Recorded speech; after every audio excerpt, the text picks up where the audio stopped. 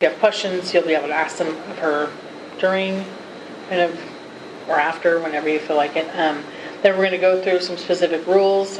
We'll go through all of the rules. It's actually a 5-year rule review, so all the rules are up for conversation, debate, whatever.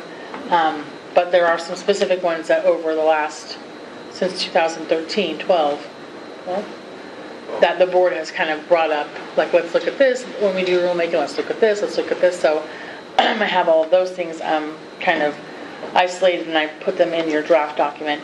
Then we'll do a lunch, then we'll continue with our conversation.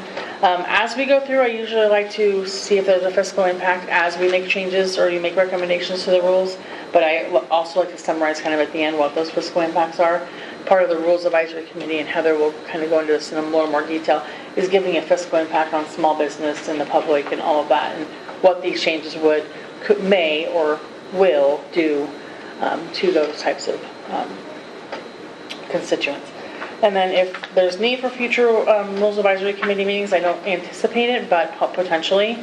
And then any public comment at the end. So if this is our last one, that's an if, then the board will meet on March 20th. This is March 20th. And then they'll approve they'll look at your recommendations, make changes, approve them, approve the draft rules, and they'll go into the Secretary of State's Oregon Bulletin for public comment. That'll go out for 28 days, so we'll have a hearing scheduled for the 15th of April, and then the board will meet again on June 19th, and they'll adopt the rules, and they'll become permanent July 1st. This is flexible. Sometimes it changes. If we have another RAC, then we may have to push the approval from the board out, so it's a fluid schedule, but it's what I like to try to work with if I can. So with that being said, Heather, take it away. All right. Okay. Well, thank you all for participating and volunteering to be a part of the RAC. It's really important to have the public's involvement and to have your feedback, so we really appreciate your being here. I'm going to talk about statutes, rules, and some things that will come up as you're going through as RAC members, some things to be aware of. So first off, where do you fit in? How does rulemaking fit into the overall government in Oregon? So here we have 3 branches of government. I'm sure you all know this as part of your civic classes way back when. There's the legislature, there's the executive branch, and then there's the judicial branch. The legislature makes the laws. They're the ones that are currently in the Capitol right now writing out the laws. The executive branch, they carry out the laws. They're the ones who are doing the administration. Those are the different agencies, including HLO, the Oregon Health Authority, and that's where the board, the RTPT board, falls under as well. They're part of the executive branch. The judicial branch is then the one that interprets the laws. So they are the ones where the courts are, where the people making arguments at hearings and saying, well, we think it should be this way, we think the law is interpreted this way, and then the judge decides. And whether it's a criminal or whether it's a civil matter, it's all falls under the judicial branch. So those are the 3 branches of government. They work together, and we fall under the executive branch of government. So then, what are statutes? Statutes are what the legislature is currently creating over at the Capitol. So they are the laws that are enacted by the legislature. Next slide. The laws that are in statute are what control what the boards and what those in the executive branch can do. So agencies only have the power that is given to them by the statutes, what the legislature writes out for us. And there's a case that interprets this, and it says a state agency has no inherent power, but only such power and authority as has been conferred upon it by its organic legislation. So again, going back to what's in the statute. And why that's important is because you may think of some great ideas and different things that you want to do in the RAC and things that you want to have in your rules. But if you don't have authority for it in the statutes, if the legislature didn't give you that authority, then you can't do those great ideas. You would have to go back to the legislature and ask for authority to do those things. So we always want to be looking to our statutes. So the next slide, what are rules? So that has more about what you're going to be doing today. What are the rules? So rules are those things that fill in the gaps in statutes and help explain to us what the statutes mean. So they're laws that are promulgated by the agencies. So what you'll be doing in your recommendations today are making recommendations for more laws, more things that people, licensees must follow that apply just like statutes. They have the same authority as statutes. And again, the agency's power to create these rules is grounded in its governing statutes. So that same case goes on to explain that the power includes that what is expressly conferred by statute also includes what is implied power, such to be necessary to carry out power that is expressly granted. So when we're looking at statutes, we can see the express language in there, and then we also look to the implied power that's in the statute. And then that's the authority that you have to create rules. On this next slide, it talks about some terms that you'll be hearing today as you're participating as RAC members. ORS is the Oregon Revised Statutes. Those are the laws that the legislature is creating. They're then codified or just put all together into this big book. And this has laws that apply to HLO, all of its various boards. And then you'll see one of these books for criminal law. You'll see one of these books for a whole variety of different things. So that's what's called the ORS, the Oregon Revised Statutes. Sammy also put together for you a packet for your Oregon Revised Statutes that you can always refer to. So this is what applies to this board, RTPT. It's just one of the small sections in this big book, but you do have it in your materials today. And then the OARs are the Oregon Administrative Rules. Those are the rules, the things that you'll be making recommendations on for the board today. So again, those are just what we are interpreting the statutes, providing more direction. And Sammy has provided this packet to you, I think, by email, and also you have it here today. This is what currently is in place as rules for this board. And then you'll be making recommendations on changes or things you want to delete, things that you want to add. So, but those are here. So those are called Oregon Administrative Rules. So ORS refers to the statutes and OAR refers to the rules. So when enacting rules, an agency must look to what authority was given by the legislature. So again, we go back and we say, what is in that book? What has the legislature told us that we need to do? And what are our limits? How do we know what the limits are? Well, we can read them in the text, but sometimes that doesn't always explain everything. We look at the words in the statute that govern the agency. However, sometimes those words are exact terms, sometimes they're inexact terms, and sometimes they're delegated terms. So how do we always know what they mean? We look at the statutes, but then we also have to do an analysis after that to see what our authority is. So if we go to the next slide, exact terms are words of precise meaning. We know exactly what the legislature meant when they used those words, and we can't change those by rule. So if the legislature said that you have to be 21 years of age in order to drink, then we know that they used the exact term, and we can't change 21 years to 18 years. We can't change 30 days to 31 days. We can't change Marion County to Polk County, because all of those are exact terms. When the legislature uses an exact term, we can't do anything in rule about it. We have to use that exact same thing. On the next slide, we see that there are also things in statute with inexact terms. So those are less precise meaning that require the agency to interpret. So the word has different possible meanings and different possible interpretations. So we do have to go through and make a rule to further explain what that word means. And what is our goal when we're doing that? Our goal is to determine what the legislature intended. So an agency may express its determination of which interpretation effectuates the statutory policy, either by rule or by an contested case. So there's another whole avenue for interpreting the statutes through the contested case process, but that you don't need to worry about. Right now what you need to worry about is what you're going to be doing in rules and how to interpret those statutes. So examples of inexact terms are employee. You'd think that that would be pretty basic, but it's not.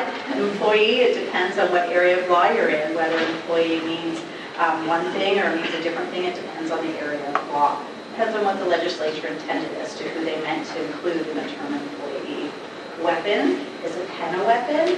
Is a gun a weapon? Is a knife a weapon? Well, again, it's going to depend on what the legislature meant. So while the word weapon, we may look at that and say, oh, we know what that is. Actually, it's an inexact term and it needs to be interpreted upon, such as the same for wildlife. Squirrel, deer, lots of different things could be interpreted within the word wildlife. So those are some examples of inexact terms. How do we know what the legislature meant? If we come across an inexact term in the statute, how do we figure out what that legislature meant, and how do we know then how to go forward in writing a rule to express further what we want in that rule? So there's a process that the courts have given us for interpreting the statute. So there is a 3-step process that we go through. The first is to look at the words in the statute. We look at the text and the context, and we give that the primary weight when we're interpreting statute. So what are the exact words that the legislature used? We look at that first. The next step is that we look at legislative history. We go back, we listen to the recordings. What did the legislature say when they were enacting these rules? What exhibits were given to the legislature as they were looking at a bill and deciding about what to change, what not to change? What did they change? We look at all the different versions of the bill, all the different changes that were made. And we gather from that information to decide how we should be interpreting a word or how we should be interpreting a phrase that's in the statute. The next piece is that after the first 2 steps, if it's still ambiguous as to what the legislature meant, then we look at general maxims of statutory construction that are used to clarify the intent. This is something that is all just lawyery. So that's something where we get in where we say, okay, if it's specific, then we use this rule. If it's not specific, we use this rule. If there was a court case, then we'll use this rule. So those are all things that would come into play if it's ambiguous, but we don't always get there. And those are things that the general public wouldn't necessarily always know about. The general public has access to the text and context and legislative history. However, when we're getting to this area of interpretation, normally that's where HLO gets me involved. So if we need to have the defined limits of the scope of what a statute means, then they will ask for advice, or the RAC may say we need some further advice on this statute, and that's where I would come in and do this interpretation and then give you the limits of what that is. So you don't need to worry about this. What is helpful to know is that there is a method for interpreting statutes, and so if you get into a situation where you feel that you need interpretation, you know that we can get there, and that there's a process for doing that. So, delegative terms. So remember there were 3 different types, the exact, the inexact, and then the next is the delegative terms. These are terms that express non-complete legislation in which the agency is given authority to complete what it is that the legislature has wanted you to do. So for example, in the RTPT statutes, there's 688.8.9 that says an applicant for polysomnographic technologist license shall, under B it says, pass an examination approved by the board. So there it is. They gave the board authority to decide what examinations. So that's an example of the legislature saying, the board, we want you to make rules. The board, we want you to have this authority. Just go ahead and complete it. They're not really giving you much direction there, but they're saying the board gets to do it. So that's an example of what that looks like. And that's one of the statutes that you'll actually be dealing with today, as there's an exam issue for you to decide whether or not to include it or to have the board approve an exam. So that's something that we're looking at. So those are examples. The next slide is that even with these very broad terms where the legislature says, go forward and enact rules, and you guys get the ability to decide, you still have to stay within the legislature's intent.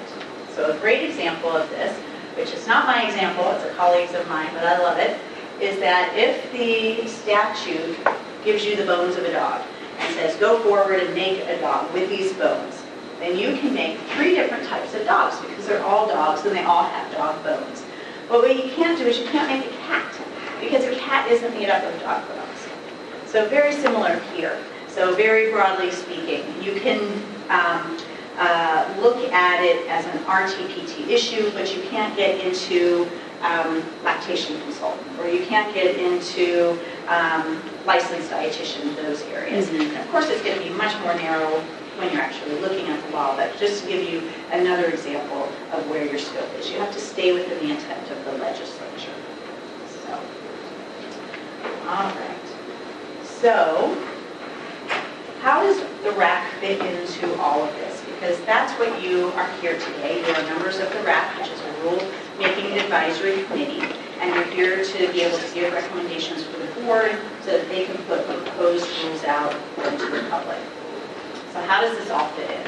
Well, first, you have a meeting where the RAC meets and they provide advice and recommendations. That's what we'll be doing today, looking at all of those different things that Sammy has ready for you, and then providing your advice to the board. And I think what Sammy does in the past, or has done, is that she then consolidates that information and provides it in some sort of written format to the board so that the board has your recommendations. They don't necessarily have to go back and listen to everything that happens today, but they have a summary of what your recommendations are. So Sammy normally puts that together. At the same time, if they do want to listen to what you have said in your recommendations, then they can always go back and listen to the recording as well. So they have that available to them. So after today's meeting, then rules are drafted. Again, that's something that Sammy will be taking care of, is putting in the deletions, the additions, and those draft rules will then be looked at by the board, and the board will say, okay, yes, I think we're ready to now file these. Then they will be filed with the Secretary of State. So that's the third bullet point. Draft rules are filed with the Secretary of State, and notice is given to interested parties. So they go out to the Secretary of State and they're published so that everyone who is interested can take a look at them. They are available for anyone in the state to look at, anyone anywhere, because usually they're online, can take a look at them. And why is that important? Because then the public can give feedback to HLO and the board on problems that they see with the rules, things that they'd like to have changed, or say, oh yeah, you got this right, great job. So they can give all of that feedback.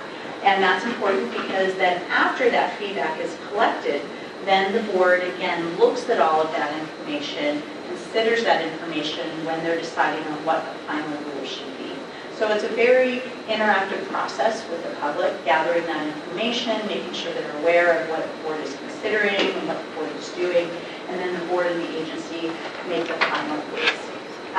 After they decide on final rules, then again they're published through the Secretary of State's office, and then they're put into the official version of the rules. So that is the rulemaking process in a nutshell. What is the purpose of the RAC? So what is your job? First, the purpose of the RAC is to have public involvement at the earliest stages of rulemaking. So that's why you are here. You bring a lot of diverse perspectives, you bring great background and experience from where you have worked, from different areas of the state. You bring that together and you can provide really great, unique perspectives on how to make the best possible rules. So public involvement. We have members that represent the interests of people likely to be affected by the rule. So again, different areas within the field. Sometimes we have members who are just community members. Sometimes there's doctors on the board. Different areas, all again trying to provide that unique insight, unique perspectives to make the best rules. And the RAC provides advice recommendations on the rules to the board agency. So as you're going through, you'll be saying, yes, we're going to recommend this to the board. You'll find a way that you'll come to either consensus, or maybe you'll have one area where some of you think one way and some of you think another way, so you have two recommendations. The goal is always consensus, but if you have different recommendations, then those are also noted.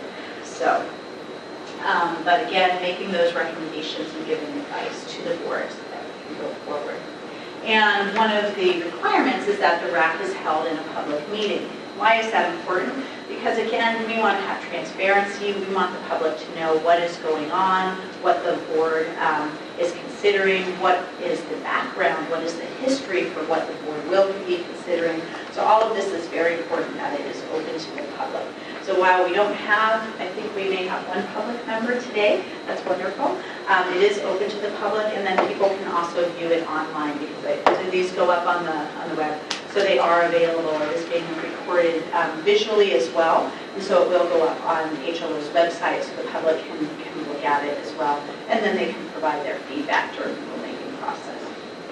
Okay, so public meeting. What are things you want to know about this public meeting is that there are laws that govern what has to happen for a public meeting. HLO has taken care of most of this for you, but it is important for you to know that we have to follow these requirements because it is required by law. So we needed to give notice to the public about the meeting, so everyone in the public knows that they can show up when the meeting is. The public needs to have access so that they can listen to and hear what's going on, not necessarily participate, but to be able to listen and understand what's going on to later be able to provide comments. Access by persons with disabilities. We also need to record or take minutes of the meeting. What HLO does is they record the meetings, and so that is why we restarted this morning to make sure that it's all captured on that tape. And then vote on official actions is another requirement of public meetings. So those are very easily taken care of and fulfilled, and that's just an overview. Another aspect of your recommendations today, a very important aspect, is, as Sammy had mentioned, is commenting on the fiscal impact. So these are things that if the rule is being scrutinized and the court is looking at a rule later on, looking into the fiscal impact is one thing that they very carefully scrutinize. So it is very important that you provide information on this when Sammy prompts you to, and just throughout if ideas come to your mind as well, hey, I think this group is going to be impacted by this in this particular way. You know, maybe the fee is, maybe the exam is so hard that more people are going to fail it, and so that would have an impact on whether people pass and have to pay another exam fee, or maybe it's so easy that there's some sort of fiscal impact there. But all of those things are things that you would want to think about as you're going through today. Is there a fiscal impact on this rule? What could that be? And I mentioned that to Sammy. So we need your recommendations on whether the rule will have a fiscal impact, to what extent that impact will be, who are the populations on which it will affect, and maybe it's a positive impact, maybe it's a negative impact, and whether the rule will have a significant adverse impact on small businesses. That's something that the legislature is interested in, as well as what is the impact on small businesses. And I'm sure some of you have experience from small businesses where you'll be able to bring that perspective to the RACs. Great. So, and that is on your agenda number 7 specifically, is to talk about fiscal impact. But as Sammy mentioned, you can bring it up and talk about it all throughout the day so that she can gather that information and make sure it's presented to the board. When you get to number 7, you're going to be exhausted. You'll have gone through all of these rules all day long, but just keep pushing through and make sure that you've thought about all of those things and that you have articulated to Sammy all of those things that you'd like to on fiscal impacts. All right, so let's turn to the authority for your job today. Next slide shows us that within the statutes, the legislature has given the board the authority to make rules and also given HLO the authority to make rules. So yay, there's authority to make rules. And then we get to go forward into those aspects of which particular rules do we have, do we want to be touching on, and where are our limits within that. So the next slide is that, again, as you go through this rulemaking process, you always want to make sure that you turn back to the statutes if you have any questions on what your rulemaking authority is and what you can and can't do. So one of the issues, we'll turn to the next slide, that you'll be talking about today is whether to add the ABSM RST exam to the list of approved exams. And there is a list of approved exams, I believe, in rule currently. So you'll be looking at whether to include this particular exam as one of those approved exams, whether to make that recommendation to the board. So you do have, the board has authority to, as we looked at earlier, to go forward and approve exams. It's very clear in statute that the legislature said that the board gets the authority to do that. So that's a really nice delegation of authority to you, and just know that you do have the ability to go forward and do that today.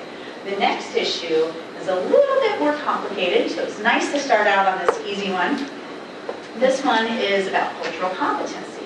So another issue that you will be talking about today is incorporating cultural competency continuing education requirements into the current CE requirements that you have.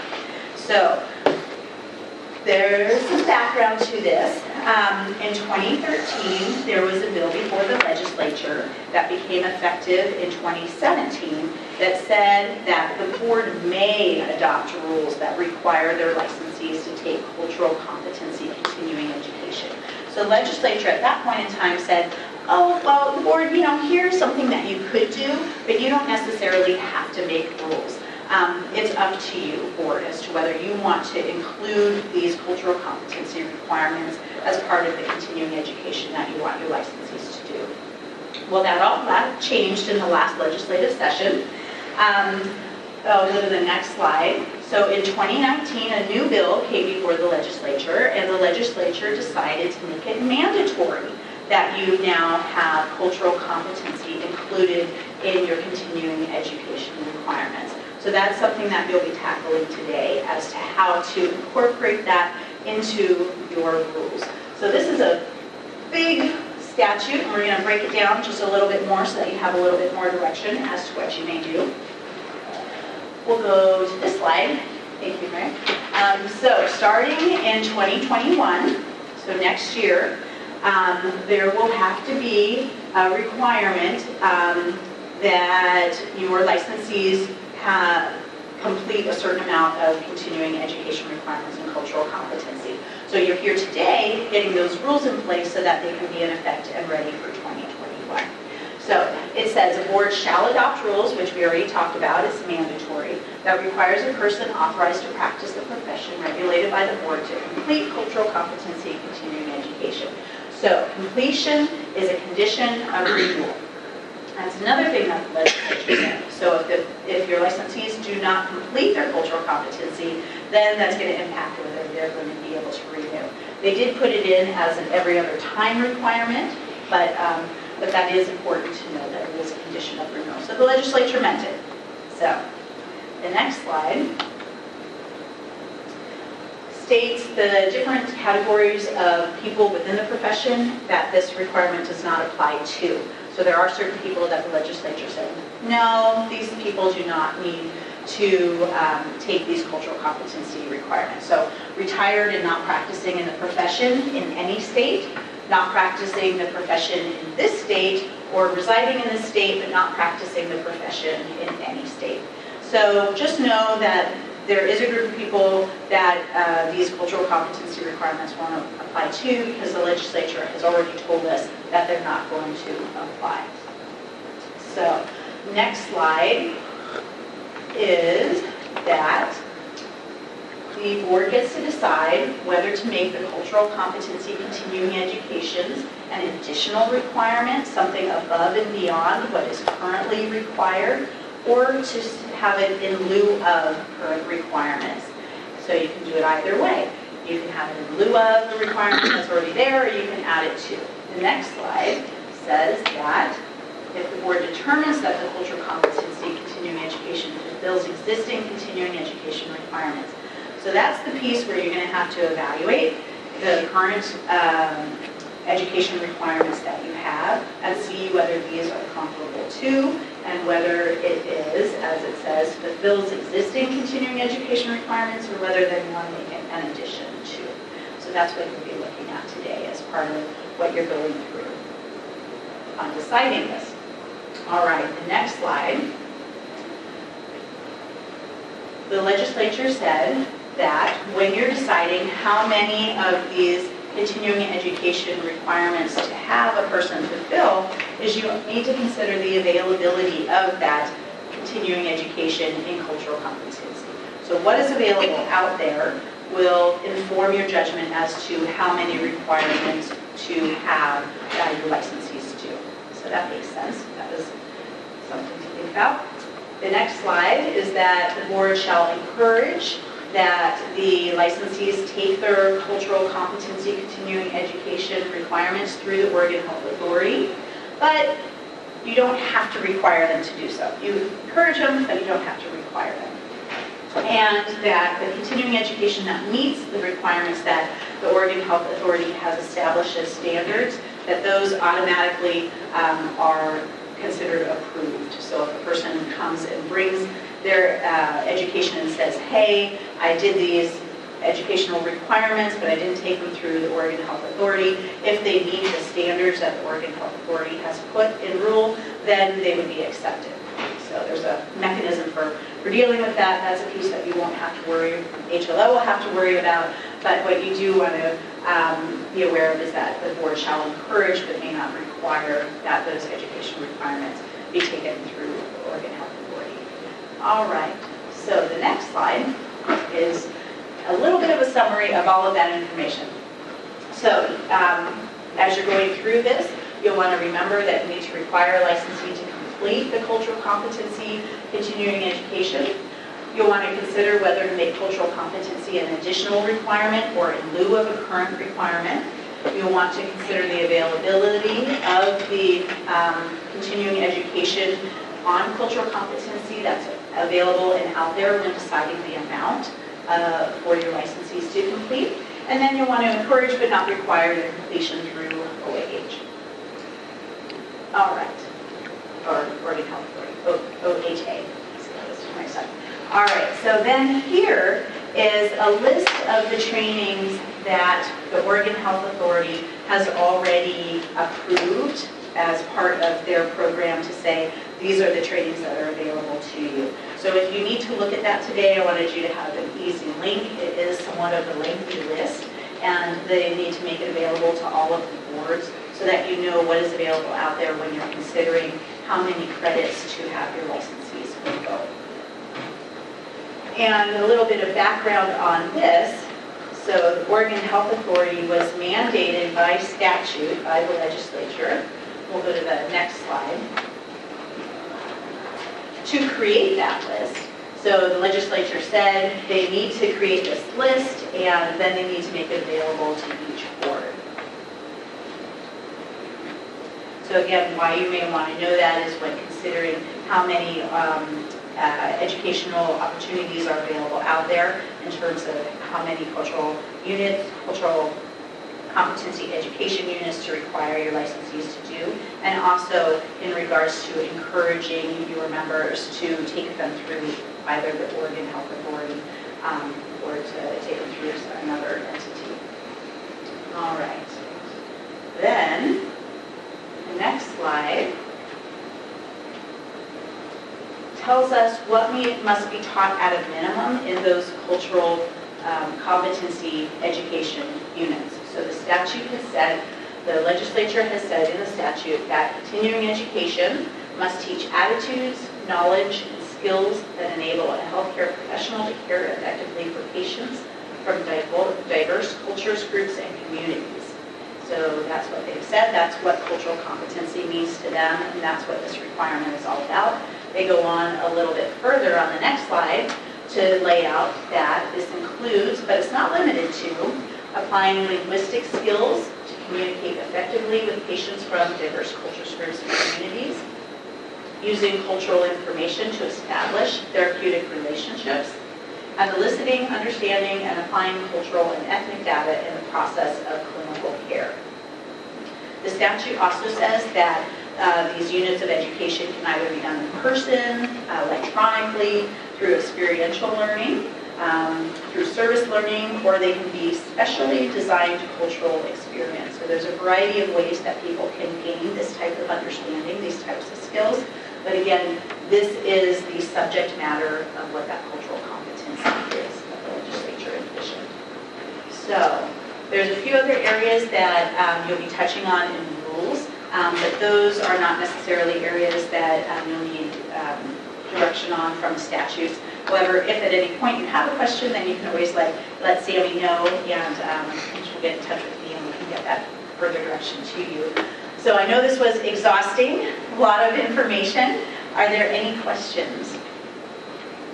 All right. Yes. You talked about the board. I'm assuming that's the state respiratory sleep board or whatever. Yes. And then down farther you talked about the boards. Yes. What's the plural? What's the? So, depends on the context. Their HLO has a variety of different boards that it oversees, but I think that what you are referring to is the slide that referred to the cultural competency statute. Toward the bottom. Yeah. So what that statute said is that the Oregon Health Authority has to design this list of approved cultural competency opportunities for all the boards. And then it lists in statute all the different boards that are required. Yeah, each board. Yeah, so for each board. And so that includes not just some of HLO's boards, not all of HLO's boards are on it, but some of them are. But it includes other boards, other health boards. I would have to look exactly at the list, but it might include such as nursing or as doctors, other types of boards like that. But no national board like BRPT? No. Yeah, and BRC? They wouldn't be able to do that. Okay. Just the state boards. Yeah. Yeah. But a whole list they listed out the specific ones that they wanted to have these cultural competency requirements for. Any other questions? All right, well, thank you for listening, and again, thank you for being here. I'm sure it's going to be a fun day as you're delving into these different issues. I don't know, fun is the word I use, but you never know. Subjective. Okay, well, I think the way, and Nick has some experience here, he helped me write the first set of rules. A unit of us wrote the first rules for polysomnography. And feel free to reference in Sleep Tech, because the long word it's tiring. If we could have just chose the other way, I would have been so much nicer.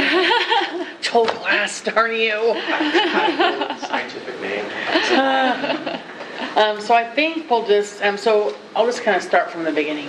So definitions are words that we use. Thank you, Heather's going to split. Thank you. She's set free. Thank you. The words we use within the rules to, so if, say, affidavit of licensure, we've defined it here, and then it's also referred to in the HLO rules. Also, some acronyms, HLOs, health licensing, that's where you're at today. RTPT is our acronym for your board, the board name, respiratory therapist, poly. So if you hear me say RTPT, that's what that means, it's the board. So what we define things, the words we use within the rule itself is defined in definitions. So usually we'll start, that's kind of the first place that you start, but we will use sometimes go back to definitions. We're like, oh, we use this a lot of times, maybe we should define this further, and then not have to define it every time we use the word somewhere else. But I didn't see anything right now that stuck out to me that wasn't being used already. So we'll just kind of move on from there. Why was co-arc scratched out? Because it was only used one time. So you're done. Yeah, so I just set it in where it was used. Okay. Why was it only used one? And everybody has a hard copy in front of them Yes. of what she's looking at on the screen. Some people like to look at the hard copy, some people like to look at the board. Just depends. Or sometimes people look at both. This licensure exemption, this is just what it's already said in statutes, what's exempt from licensure exemption for students in polysomnography, supervisors and polysomnography students. So this is just further clarifying the law. Nothing to change there. This is where co-arc is used. No, yeah. See, I just spelled it out here instead of, that's the only place we use it. So this is just saying the training for respiratory therapy is training or formal education required for licensure is planned and sequence instruction, and it's all under the Committee on Accreditation for Respiratory Care or successors, or recognized by the National Board for Respiratory Care. So it's just kind of a blanket statement saying this is where it's what we look to for training and education requirements and standards. 710 is just basically a descriptor of what this license and who this is. So the respiratory therapist holds a license to perform respiratory care services, and where it's defined, and then it's good for 1 year and becomes inactive last day of the month 1 year from the date of issuance. It says who you are and how long you're good for. And then here's how to get licensed as a respiratory therapist. Your guys is actually a pretty simple law. Last 2017, there was a change made that requires that in order to get a respiratory therapy license in Oregon, you have to hold an RRT certificate through credential through MBRC or something else equivalent or a successor hold. I'll read it to you. It's easier to say than that. I think it's on page 5 of your statute that you have a hard copy of. Yes. Gone. Say that again. Yeah, CRT, so all CRTs are grandfathered in, all new respiratory therapists these days. Yes. Have RRT. As approved by the office, satisfies the requirements to be credentialed as an RRT by the MBRC or its successors organization. So we really don't have a lot to, and it also required that you take an Oregon Laws and Rules test. So the requirements for licensure are pretty set in stone. You get fingerprints, you have to be 18 years of age, be in high school diploma or equivalent. We need to see proof of your RRT from the MBRC, student proof having passed the Laws and Rules test, which this just went, yes. Yeah, I learned it. This went just on to went Island. on, so you can take this respiratory therapy Laws and Rules test online now. And so we're having lots of people that were coming from other states and they needed to take the tests and they, couldn't accept a job and it was just, they were coming from like New York and it was just a hassle to take it. How many questions is it? 30? 25 or something. Is it 25? 25? It was like, we really just want them to know what they are, but it's not like a big trick, So if you can do it open book, whatever. So we put it online. The board looked at that and approved that and okayed it. And it's, except for the little snafu that I learned went down for a minute. A couple weeks. It's actually worked out really, really well for people. So we're working on getting the Poly-SOM Laws and Rules test online too. Nice. So we're hopeful. That'll be awesome. Yeah, well, Yeah, it will be. And then this is just the statement that says, if you're licensed prior to Jan 1, 18, who obtain licensure with CRT credential, the embassy is not required to obtain RRT credential. So just, there's the cutoff date. So I'm going to leave that in there just in case someone randomly comes through years down the road that had a CRT from way back in the day. So I thought about taking it out, just the second I take it out, it's the second someone's going to want to come in. Yeah. So just going to leave it in. Doesn't hurt anything. The next is respiratory therapy. So this is the same thing. Every time you go with a new license type, I always start with who you are and how long you're good for. So temporary licensee is basically someone waiting to pass an examination, generally the MBRC. Certain times, places, you have to travel. So you get a temporary license. You have to work under a medical director. Oh, it's a giant, oh no. And so for 6 months it may not be renewed. And then, so when I do any kind of rulemaking, I always try to talk to the people in our office that, deal with these rules. Like Derek, does all the licensing for respiratory therapy and Poly-SOM. So he gets this question a lot.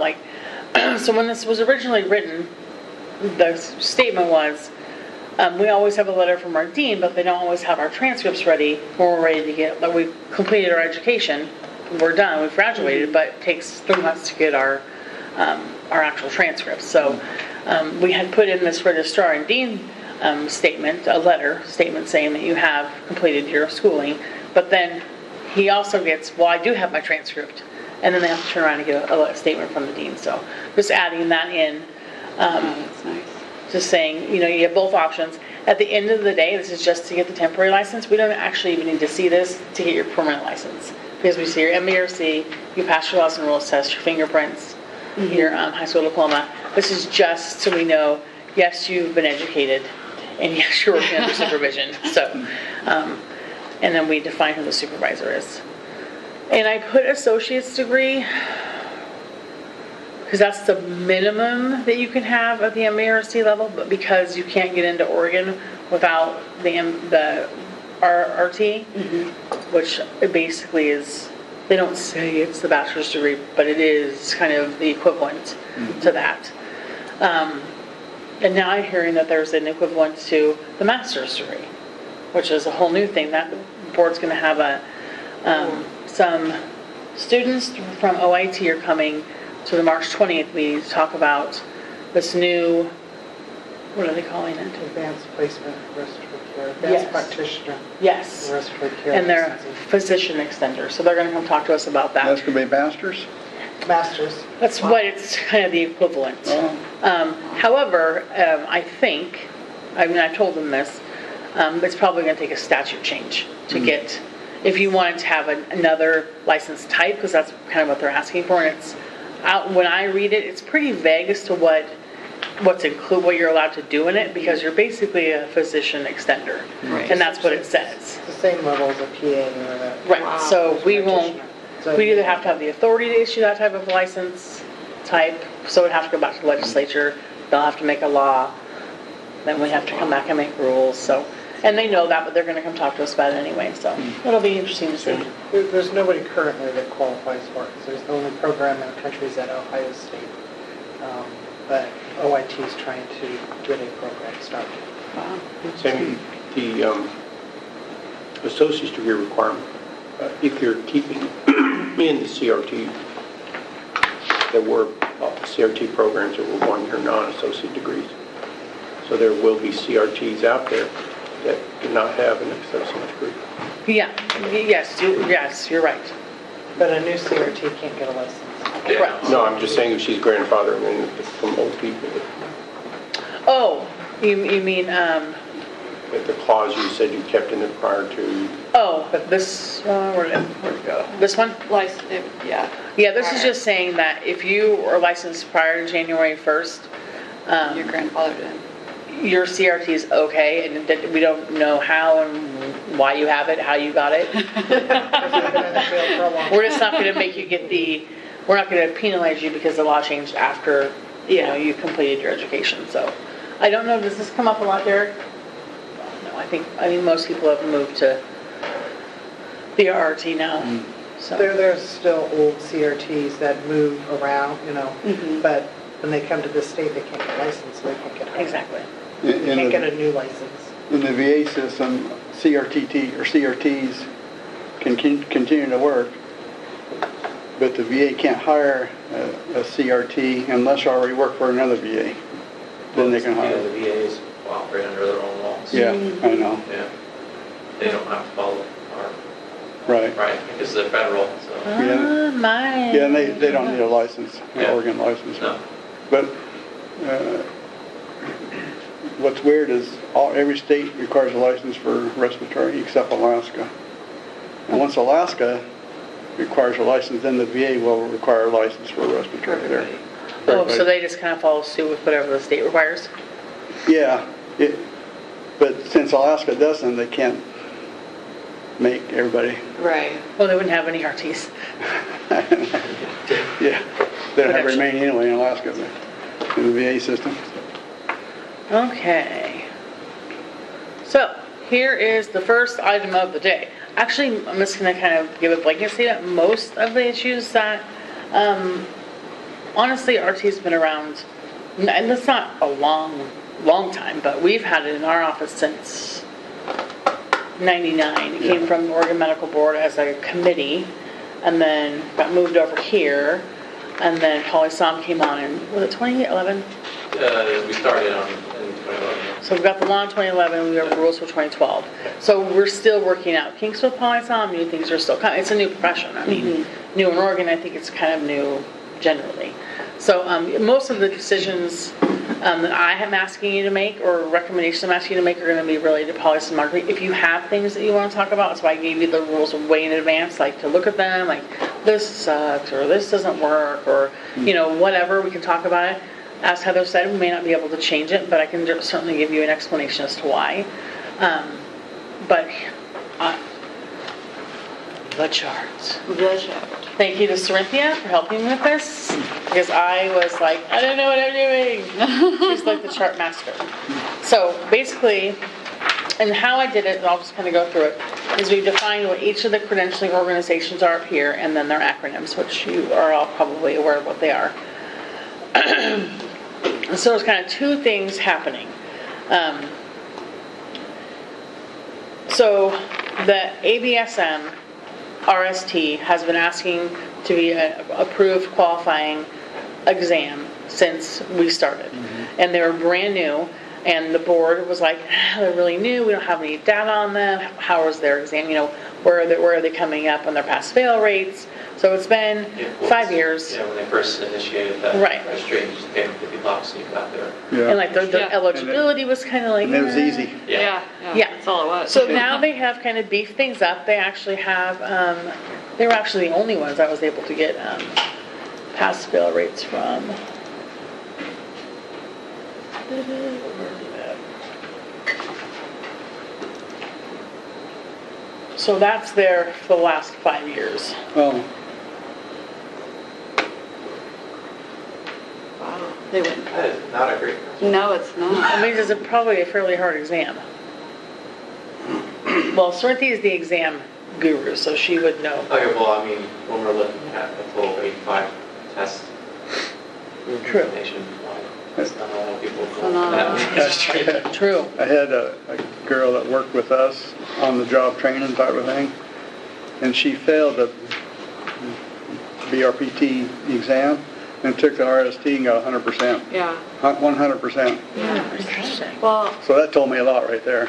well, I remember, I don't know, most of us that have been in sleep for a little bit remember there was kind of a beef between the BRPT and the ABSM because Right. they thought their test was much, You it was can- in a, not as superior as the BRPT Oh, because yeah. they said it was too easy. Yeah. You looked at the earlier rates, it was like, Yeah. yeah.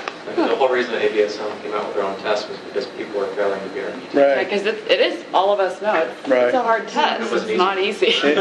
I don't know about now, but maybe it's a little harder now, but it used to be pretty easy. Well, I have, so what we Yeah, did I is, Definitely did that in response. Yeah. we Made it first harder. Yeah. listed out for all the current exams that we accept now. So we accept the RPSGT and then the SDS. And then we provided you with information on the certification for clinical sleep health, which Chris has, and because that has come up, Jacob Espinoza, who's the chair of the board, has asked about that. So all the qualifications for each of those 4 credentials, the qualifications to obtain that credential, and some of them have five pathways, and some of them have less. And then, so after the first 4 pages, that's just each how you get to take the test. And then the next, page 5 is kind of this data about the exam. Is it a national? Who is the qualifying entity? How many number of questions is on the test? What's the passing score? What's the exam fee? And where is it administered at? So just kind of some general information about the testing service itself. And then on page 6 is, this is a kind of a brief breakdown of this information on each examination, but you can see how the BRPT lays out their RPSGT exam. So they do it in domains, and then there's tasks in between each domain, and in between each task are more things, but I left them out for paper saving.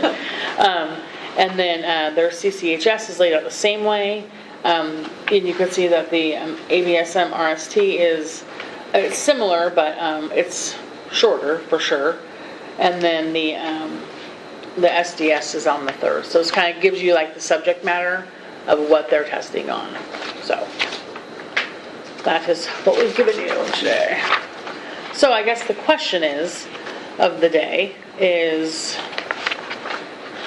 it appears to me when I look at, if we're comparing what we currently accept now, RPSGT and the RST exam, we compare the two and how to get that credential.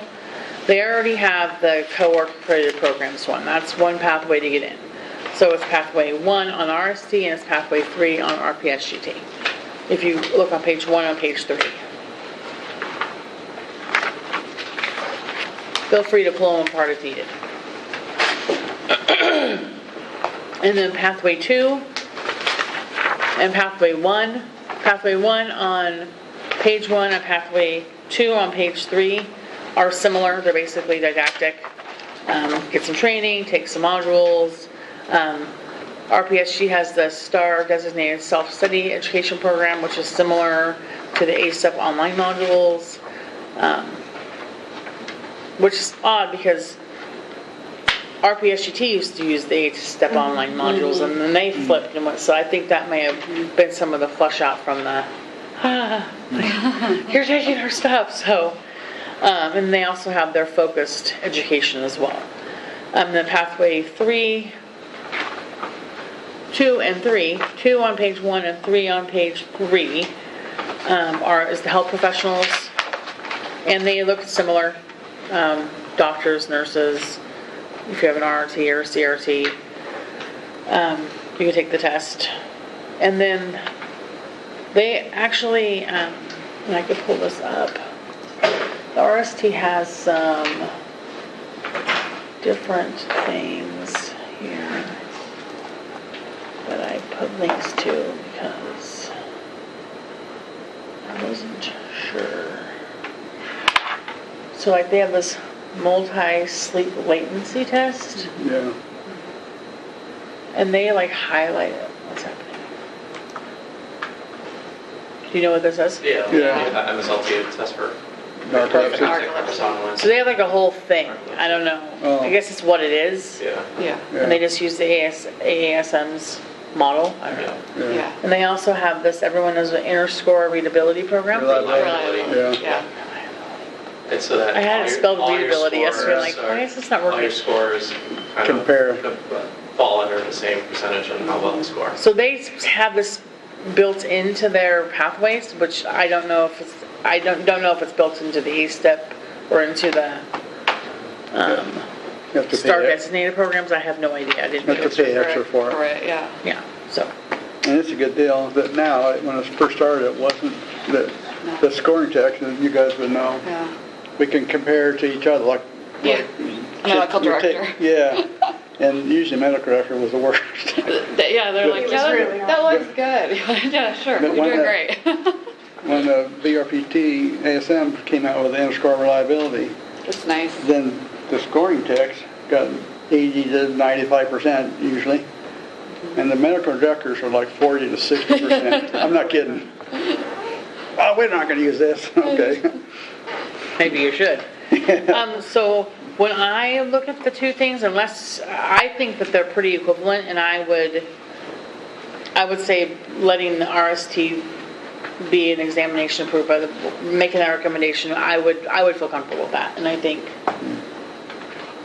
that's kind of up to you guys if you want to look at, Has anybody looked at the test, the actual test? we never looked at the RPSGT test. We just took it as the national, we never actually reviewed it. I think, yeah, well, you guys probably could get a copy. Serenity, I'm sure could. I don't know. Maybe. I don't know. They're really a national, for them to release their It would be examination hard. and then it's out there and they work so hard and have so many committees and it takes so many hours, so it's not necessarily likely. What could happen is they could have a member of the committee have access to take it and then provide feedback to the committee. Right. Is probably what they would be willing to do. And you guys can make whatever recommendation you want. Yeah.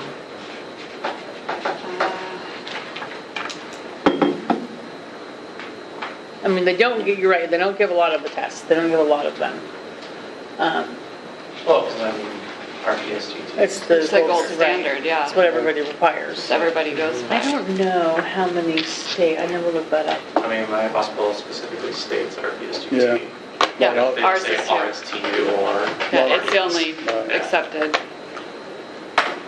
It Well- seems like though they have a higher passing rate requirement than the others. The 350 scale score is generally 75%. Right. So, and we couldn't get the SDS one, but 85% seems pretty high required pass rate, so. Do you guys know what, I think a good sign would be to look at what the AASM says, because they're, are kind of also our governing, for most of us, we all have to be AASM accredited to function, and so, I don't Not I've gotten rid of AAS now. You did? Do you do a joint commission? I do ACHC. It's the Really? Accreditation Commission for Healthcare. I saw that when I was doing research.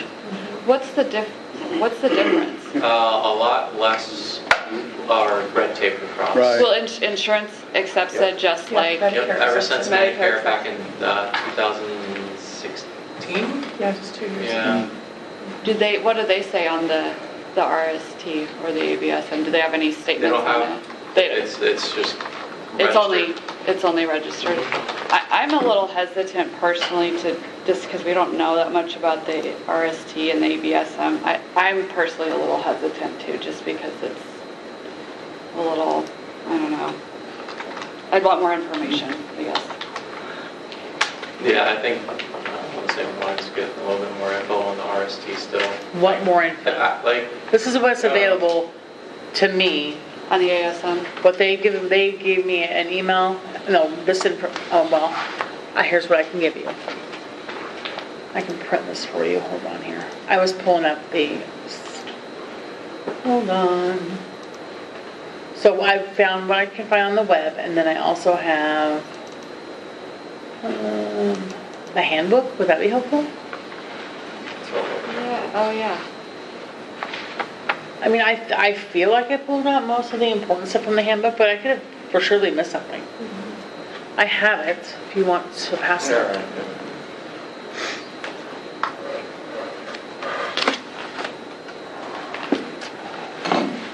No. What is that? Just shake your mouse. Just like that.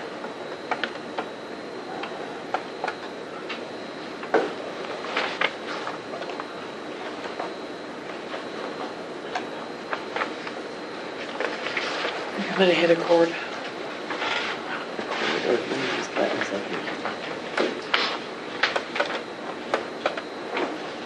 I'm glad this happens other places.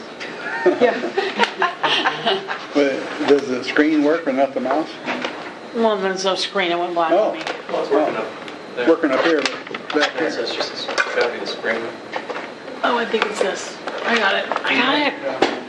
Tammy fixed an electronic. So here's the handbook. Do you want to look at the handbook? I can go make Oh, copies. it's, I think I can print it. I'd like a copy. but- yeah, I mean, I'd like to, like, just because I'm just not as informed with that one, that's why I said I was a little like, I don't know. Seemed like when did it first come out, like Yeah, 5 it years was- ago or something? Maybe 10 years ago, when the, Yeah, RST was close. yeah, Probably 10 years ago. because Janine, my friend that got 100%, seemed like she took it probably And she 10. just, and she kept renewing it, just kept renewing it, or Probably, she I get don't rid of work- it. I don't work with I think I might have done it when it was like free at one point, Yeah. like even, I think I did it then, and I was just like, I'm not gonna save $50 for it. Yeah, the grant, And I could get just- grandfathered in for 6 months or something. but I never Yeah, I did was like, it. I've got my BRPT, I'm good, but. I would almost. Yeah, I took the SDS sample exam. Yeah. And I got like a 90-some% on it. Yeah, Crazy. yeah, I wonder, I mean, it looks like, according to the scores, unless something's changed, that, yeah, it's definitely gotten harder. A lot more, yeah. But I just don't know enough about it to know if it's worth its salt. You know, I'm sure it is. I mean, Here's I'm sure the, it is. Basically have the same pathways the to take the blueprint. test. Right. Yes, they do. I mean, in order to take the test, they're basically have the same, Yeah. you have to at least gone through similar training and Right. education Right. to get there. Right, you still have a co-op program, you still have this, Okay, have the syllabus. education requirements. And then if you look at the last page, page 6, it has like the test breakdown. And then here's a little more detail of theirs. So they're on page 6, they're the third square over. Yeah, So I didn't put it all in, but here's where it breaks it down. No, did I put it all in? Well, This is a good yeah, yeah. overview, though. Yeah, that is, yeah, It's a lot more accessible because it's a lot cheaper. true. Yeah, I tried giving you a snapshot of everything. I thought I didn't put everything, I guess I I did. guess what they're trying to prove is it equivalent to the gold standard of the BRPT? And I think that's where everybody's kind of like, we Yeah. don't know, you know? And Well, so, I but can- yeah, you're right, it does, looking at the breakdown, it looks like it's very It is very Similar. comparable. comparable, yeah. Yeah, if this was 10 years ago, I would have said no pretty emphatically. Yeah. But now, I Oh, mean- yeah, absolutely. And You they too? did, yes. Well, we did. Yeah, oh, did you? Yeah. Oh, yeah. So we didn't accept the fact that you could just pay them $50 and Yeah. here's your. Here you go. Yeah, we started in 2011, they began off from the exam, and that was when the law came into effect in Oregon to license Yeah. poly-som. So it was Right. like exact same time. Yeah, oh, was it? Yeah. And they were like, no. Yeah. Now I'm inclined to say Yeah, yes. yeah. Because you've got the same pathways to go ahead and apply for to take the test. The Same requirement. content is about Yeah. the same. I would have to agree. competency. looking at that RPSGT breakdown. gets a lot, or BRPT gets a lot more in depth with their content of the exam. I mean, this isn't all of it, like, and each Right. task is more Yeah. things. Yeah. They just don't have as much information. Could Right. possibly get that, but, Yeah. I'm hesitant just because of the test. I don't, it's easier and less expensive. It might be the pathway people would choose, but if it's not as good right. or in depth, You know, Looks like it's pretty good. What, is there the rules for the candidate eligibility? I was just wondering on the hours, like how much the text would have to have and. so on, What's on page 3? Oh, I'm sorry. yeah, 3,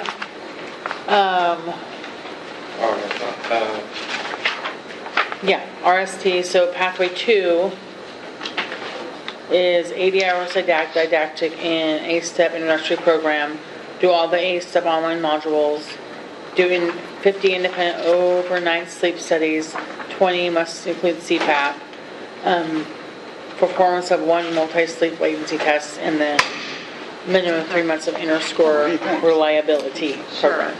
So I think that's Thank the you. equivalent to the pathway 1, which is the STAR designated program, which I don't really know what that even includes. Pathway 3 I'm not as worried about because they're healthcare professionals in Right. some other aspect. It's like the ones that are, our students that are coming out, fresh, that I would hope not to, Right. I just wouldn't, I don't know. They also have this on-the-job training one. Which I know originally we had OJT was not allowed, What? on-job training. Mhm. And Now it's it's allowed. yeah. Yeah, you guys changed that one. Yeah. Like 2 years later. Yeah. Like, no, this has to happen. I'm on the job training, that's 30 years ago, there's no school to go to. Oh, I know. That's- Let's see, I want to see. I mean, you can say that the RPSGT test has gotten easier because the schools are training for them to take that test. Right. Whereas before, when we took the test, Had no schooling. there was no schooling. It was, you had to read your own stuff. Yeah, Yeah. here's some So books. it was hard. Yeah, it was hard, I agree. So It says, in a way, it's gotten easier. For Yeah, the yeah. accreditation for AASM, licensing mandatory individuals, all professional staff, including MDs, DOs, blah, blah, blah, blah, and technical staff, including RSTs. And Really? non-registered technologists must maintain valid, unrestricted licenses. Oh, okay. I don't know the words, what the services, so they would allow for an Oh, they do, RST. okay. I was curious. I think this is pretty big on the East Coast. Is Oh, it? Yeah, I went to a conference in Boston and talking to a lot of people, they were like, this is who they go through Okay. on the What- East Coast, what which do is, they I thought it was say? interesting, huh? What do they say about that? Like, have they said if the test was Cheaper. like cheaper? Yeah. But when it says, you guys see on page 5 of this packet, it says, they have to do 50 overnight sleep studies. So, if you say you do 2 a night for so long, how many months does that equal out to? I mean, The average person is 3 nights, so Yeah, 6, 3 nights. that's yeah. 6 a week, 6 a week, and so, you're looking at several months, but 2.5 months-ish. yeah, so to sit for it, I don't know. Because the BRPT requires, I don't know how much, but it seems like a lot more. I'm not sure. Maybe it's, I honestly, A minimum, focus training is a minimum 819 hours of clinical experience. yeah. Which I don't know, that would be, 819 hours is just over a 40-hour work week in a month, So you for do a month. 12-hour shifts, or it depends if you're doing 10 or I think we get I was just 700 curious something what you guys thought per about month. that. Well, We- the, let's get to that page. So they have to do the ISR for 3 months, and MSLT, a minimum of almost half of those sleep studies have to be. See, I think pathway 4 is for those who aren't in the healthcare field, in the BRPT, versus the pathway 3, which is 50 studies, you already are in the healthcare. Yeah, these guys I'm not concerned about. I was wondering about on page 5 of the handbook for the ABSM, just to sit for that test. If you guys thought that was comparable, like I'm just looking at the requirements leading up to the actual test itself, you know, like we were talking about how easy is it to get in to sit and take the test, you know? Some people are really good test takers, but they're, you know, vice versa. I myself am not an awesome test taker, but I think I'm pretty experienced, so. So 50 overnight PSGs and 20 of them with PAP titration. Yeah, and then an MSLT, so. Yeah. We did 3 nights a week, 2 studies a night. I mean, I you don't know. could I mean, limit maybe it. it's- Yeah, it's basically 8 weeks. Yeah, so what do you guys think? I mean, what do you guys think about that? So 2 months, so 300 hours, 3 good. It's a little over 2 months, so it's like 2 months and a week, so 9 weeks. And then it's like, hey, you can take your Hey, you can test. take your test, and if you're a good test taker and you pass it, here you go, you know? I feel a little hesitant. Yeah, I'm about same. that, because of that Same. pathway. Yeah, You that's, could. Because we can't restrict pathways. Hold on, I'm trying to think. So if you We were, I can. think you can. here's a question for you guys. 'Cause I deal with hiring all the time and we're always short-staffed. So in polysomnography, do you guys have trouble recruiting and hiring people? yes. So if you had somebody who'd taken the exam, say 10 years ago, and they've been working in the field, but they're moving into the state, Okay. and they can't get licensure because they've taken the board exams under this licensing board that you're not Under the accepting. RST? or- Yeah, but okay. you're not accepting that as a credential acceptance, Thinking about this for a you second. know. I mean, you still as a hiring facility Yeah. have the right to choose whether they're licensed this way or this way, and they get, or they're board certified, credentialed this way or this way, and they're licensed in the state. You can still say, I Yeah, need you to show me your competence. she's right. And you're gonna, as That's a you good train somebody, they still have competencies within the organization that they have to show that they have these competencies to continue the work. That's true. You're limiting yourself, just think about that, you're limiting yourself on the possibility of applicants. If you say, in the state, you can't get a license because this is the certification exam that you took. So you have, you know, And if there's a big. Play devil's advocate, though. Right. Yeah, and at the same time, it's, you know, we're looking for people who have that higher, I shouldn't say higher standard, but kind of the people who get by on the minimal standard to get that registry. And so it's, you know, kind of looking at public safety. I mean, you can hire, somebody can interview really well, and they have this registry because they met the minimum standards to get the registry. You hire them, and you kind of go through the training and stuff, but I don't know. Even with people with higher Yeah. I see both competencies, they still sides, can't do the job. I'm just saying. But you when you're hiring somebody into an organization, you have a grace period, and if they can't show competency in that time period, you can usually get rid of them, you know, without. Sometimes it's harder than you think. I know. HR has something to say about that. But if this credentialing exam is more prominent in one area of the country, and you've got people that are moving that have experience, you're limiting yourself. Well, I mean, it's really not that prominent in the country. The 85 people took it last year in the entire nation. So what you could do, I think, is you could make a pathway 6. So you have pathway 5 is BRPT credential. And you could make a pathway 6 that could be the RST credential and limit it to which pathways you would accept within their credential. This is interesting. So we can limit the pathways. You would. So we can accept RST. Well, I mean, why would you do the KHEP and COARC when they already, well, I guess if they took that test. Do you mean like, maybe we could put a path where it says, you can take the RST if you've gone to school, if you have completed a, I don't know, I'm just saying. Program, or you've had this many years of experience. Verification. I don't know. I'm trying to think about how this would work. Because I would feel better hiring somebody with an RST that had gone through an accredited program than I would say, okay, they've gotten, but if somebody just coming off the street, it's like 2.5 months in. 2.5 months in. So what you could do, here's what you could do, is under each pathway of your licensure and your licensing, so if you come What from page are you on? Page 6 of this packet. Okay, yeah.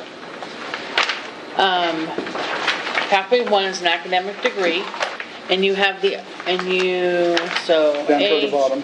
provide us a transcript. Big B, take a board-approved exam, and we're giving you the option of exam 1, which is the BRPT, and then take the exam 3, which is the Oregon Laws and Rules. What we could do is, if you come through pathway 1, you could take 1 or The RST. the RST, but only if you came through pathway Yeah. 1.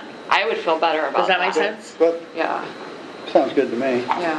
That would What do be you a think compromise. about that? I mean, And then my next question would be, would you feel the same way if they came through pathway 2, which is you come in and do 18 months of training, on the job training here in Oregon under your direct supervision license and under indirect supervision license. So you've been in Oregon, you've done your 18 months, and then would we be okay? I don't know if they would, I'm assuming they would qualify, because I think, hold on, keep reading.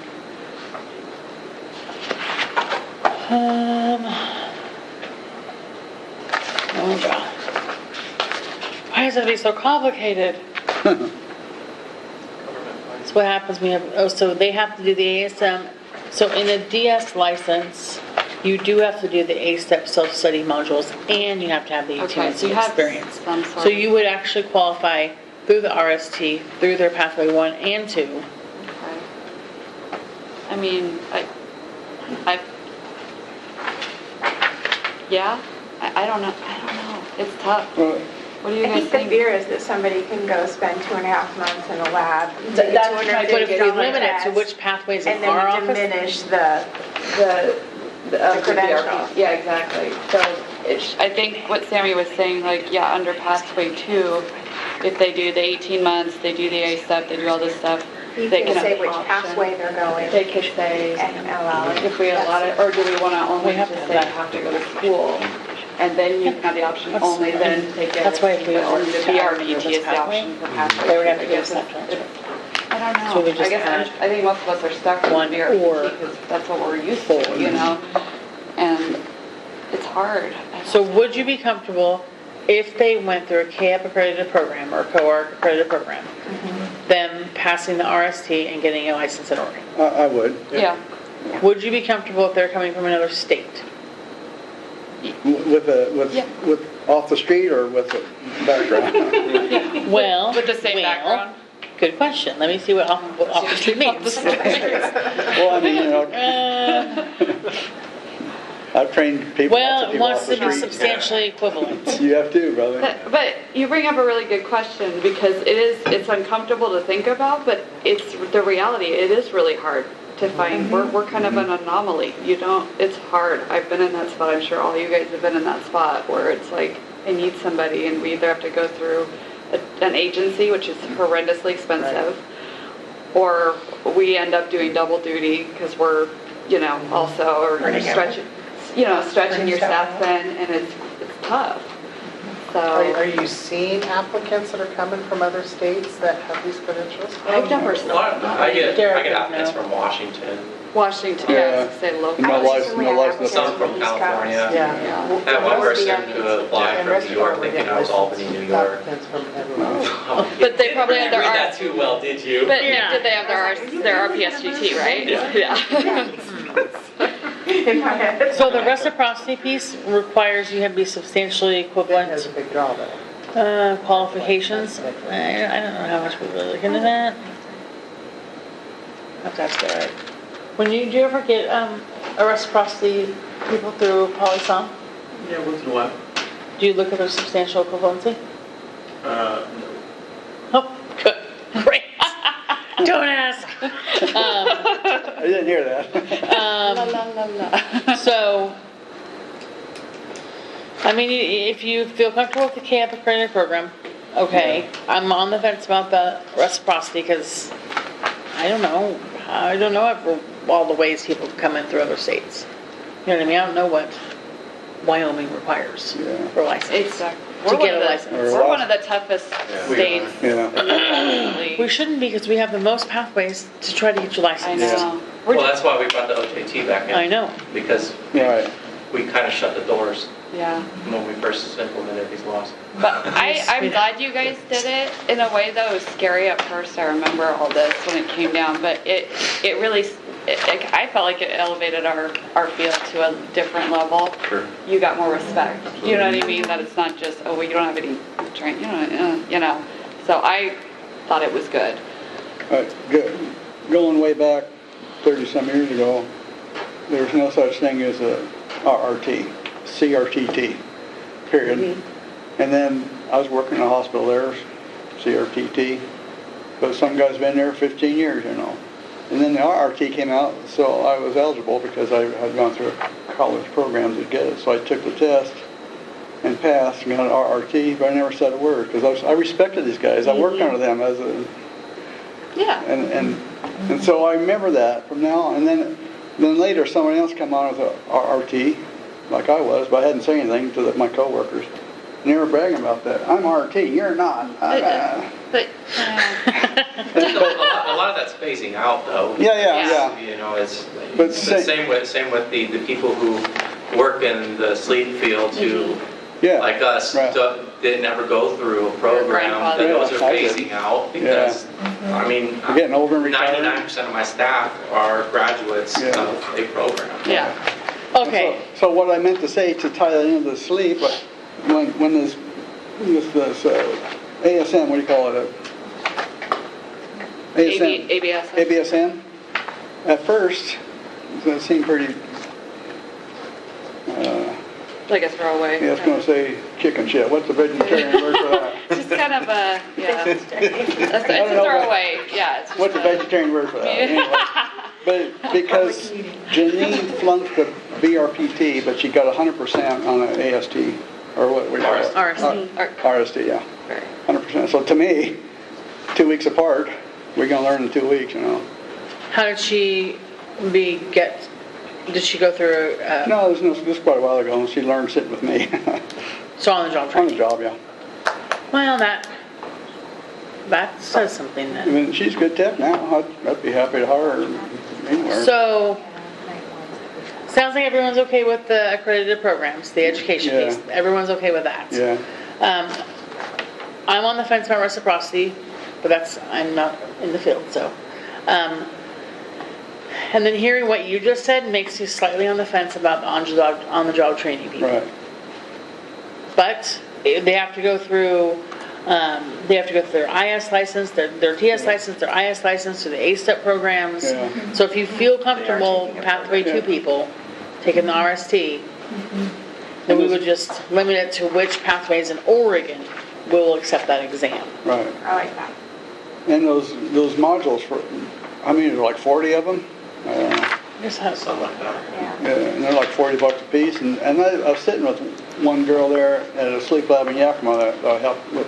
They actually set up 15 years ago, but I helped with accreditation, reaccreditation with them. So I was sitting with her one night, and she was doing them, and they're pretty comprehensive, one module. And I guess they all are. 26. 26, like $40 a piece. So it seemed like there's a 40 in there somewhere. 20, Oh, 30? 30? 20. For all other pencils, yes. And with that, it can't be, each of those modules can't be over 2 years old to count for ASM. True. Yes, I believe that's correct. Otherwise, I have to retake them, spend more money and retake them. Okay, so are we okay with Pathway 1 and Pathway 2? Somebody coming through the education, Yeah, somebody coming yeah. on the job training, I only am. through Oregon. Okay, I'll make the proposal to the board. And I'll give them all this information you guys went over. Okay. Which board? Nice. Okay. Okay, the next big ticket item is, so you also see that we're changing agency to office. That's just happening because it hasn't happened.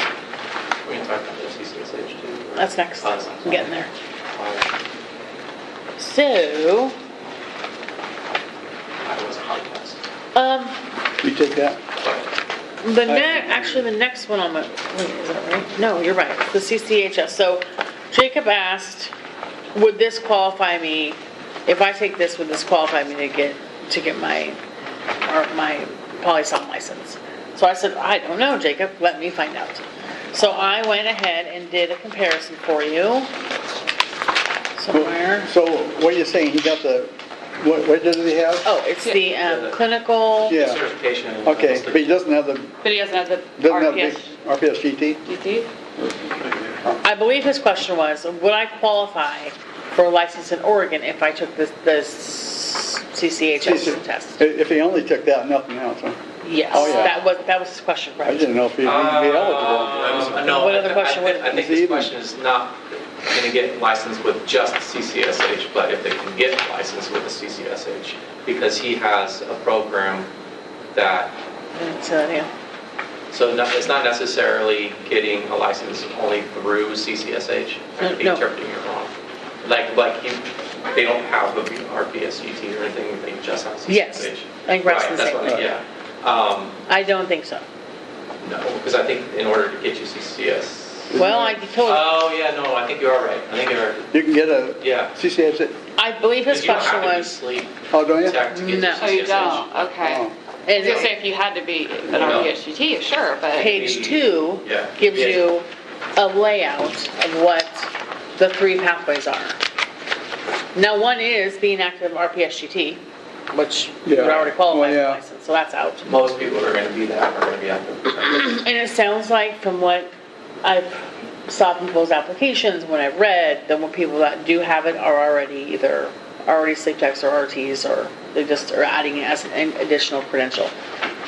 I don't think that it qualifies you for a license. I don't think we would add that to our list of qualifying exams, especially after everybody just heard about RST. Yeah, I think it would be, I agree with you. but it's up for you guys to debate, not me. I was surprised though, but I don't know. But the CCSH, you don't have to be BRPT or anything?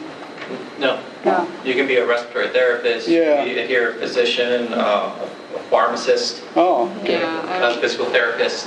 See, here's the list of Yeah.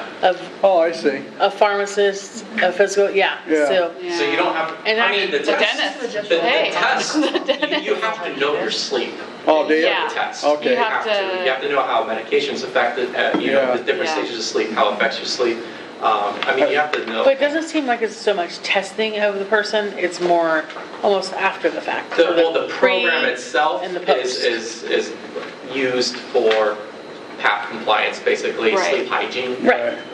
The actual test itself, you have to know your sleep in order to pass the test. Oh. I see what you mean. Well, that's, And they have less than half of the questions compared to the other ones, and 25 of those 75 are Yeah. actually pre-test. So they only have the 50-question exam, which is, that's what it's Was it- saying here. Yeah, that's what we on the- found. 50 questions, I remember the Well, test taken, yeah. 75, but 25 of those are pre-test, so they're not scored. Oh, gotcha. So, but the other ones have Freebies. anywhere from 150 to 180 Yeah. with some pre-test I questions. mean, when in I there as read, well. so on page 6 of the chart, when I read what the exam fundamentals are, it doesn't look like it's sleep scoring and No, all it's, these no, types no, of no, things. no, no. It's got nothing to do with like running a sleep study. Right, but isn't that what the whole point of what you do is? Kind of, that's what your law says. Well, yeah, for RPSGT, for sleep techs, yeah. Right. Yeah, that's correct. So the question is, would this qualify you to get an Oregon license? Would taking the CCHS exam? when you took the test? The CCSH, I haven't taken that Oh, one. you've And taken it. You have, and you've So taken it, with so. the question, and you took it, didn't you? She's taken it. With those questions, would it look like someone would have to know how to do a sleep study, have to do No. scoring? No, it's good. No, It's just about education, Yeah, isn't it? Yeah. it's more education purposes and how medications affect sleep. It has Yeah. nothing to do with actually going to a sleep lab, performing a sleep study, doing the proper Oh, yeah. intervention, with doing titrations. Which is what our license would allow you to do. Yeah. Right, right. I And would so, say no. Yeah, me too. I don't think we No. should. Okay. I think it's just something that it could be an add-on to somebody who already has their Yeah. license, but Right. not a pathway for the license. Yeah. I love it. Definitely have to have experience in sleep. Yeah. Right. Yeah. Right. Well, We we have an want you LPN to. who's tried to take it 4 times. Oh, Oh, really? Implanted? And I know an RT who was trying to get in somewhere. Well, I mean, just for that typing- Position, I'm like. Typing it no out. way. It No. was You're not gonna be able to. Don't do it. Yeah. I'm like, not to burst your bubble. Yeah. Go back to school. Okay, I'm gonna call a short recess for 13 minutes. So get some coffee, use the restroom, mill about, do whatever. Where's the bathrooms, that way? Right out that door. Are we done at 5? Oh, no, you won't be here that long. I'm not gonna hold you as hostage that long. When do you think we're done? I don't know what other things you guys have to discuss, what you want to bring up. I have a few durable medical equipment questions, not necessarily things I know that we can write rules about, but just kind of inquiries that I get a lot. And maybe there's a way to write rules about it, I don't know.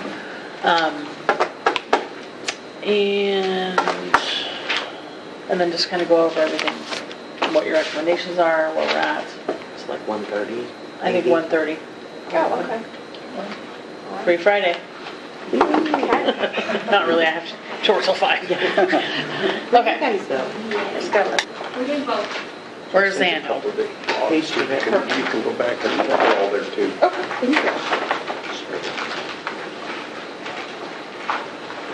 Did I figure out that was working over there?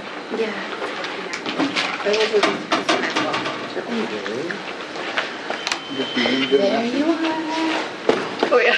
It was in with your Okay, silverware. so we brought on another person onto the rack.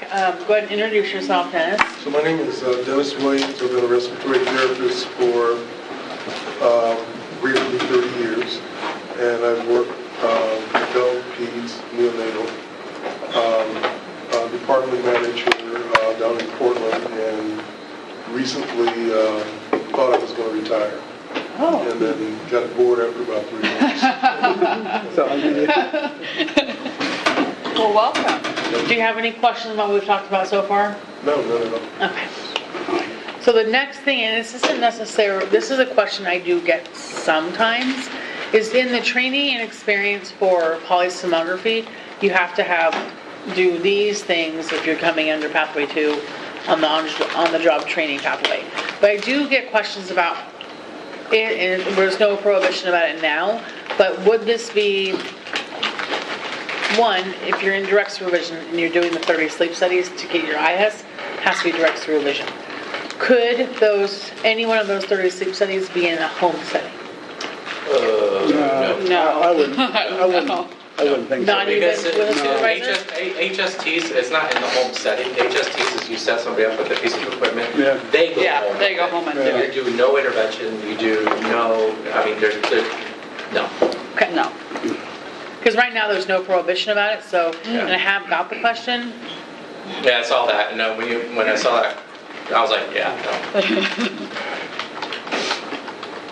I mean, it doesn't hurt to have training in HST, Yeah. but not to qualify as your hours. And then every place I've been involved with, we don't even let the tech go to the home No, for, well, it's liability issue. yeah. I think the only people who do that would be DME. No, DME can't do it because they don't get paid for it though. No, I did 100 years ago. No, they don't. Yeah. They can't test. Some TVs, they used to, but yeah, that's definitely Yeah. based. Now, there So are many people that questions. will charge for a 95811 Yeah. because they go to the house and set them up at the house. Huh. That's the But only. not that, yeah, that's Totally. Oh, it was get caught. Yeah, well. What? yeah. As you guys know, I set up several sleep, maybe 30 sleep labs Scary. nationwide. And DME with billing and help them with a lot of things. I told them with a Medicare patient, you can do a sleep study. You can't send them to your own DME Medicare patient. And so one doctor did and got caught, $900,000 fine, $900,000. Wow. Yeah, start law. Yeah. And the Start law. doctor You can't said, be a provider and then do the Yeah. testing. Yeah, refer to give them the- yourself. Yeah, give them the equipment. That's a start. yeah. But $900,000, that's $1 million. Fine. And he can't see a Medicare patient the rest of his life. Oh my, was that worth it? Yeah. I tried to tell him.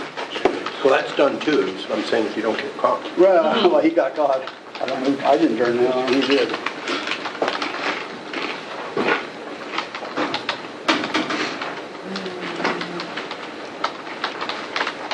Well, thank you for the good lunch, Sammy. You're a good cook. Yeah. No problem.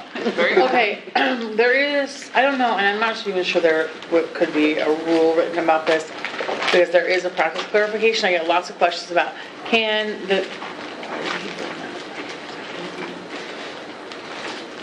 Did you write it? yeah, Okay. It was on me, so I changed it back to you. okay. Oh, I was just looking at my screen, didn't know what was going on up there. Lots of questions about what can people unlicensed do in the DME world. Can they go and set up a machine? Can they go up and teach the client how to use it? And I even get questions of, and every single day I think I hear a new licensing story, like, oh, well, I'm a sleep scorer. I have a certification in sleep scoring. I'm like, that's not a thing. It's not a thing. What is it? I don't That's know their what own that term. is, but it's not a thing. I could teach someone how to score in a week. I'm a medical nail technician. What's happening? What? So I don't think that there's any, and we can have this conversation of what kind of rule we would write about what you can do.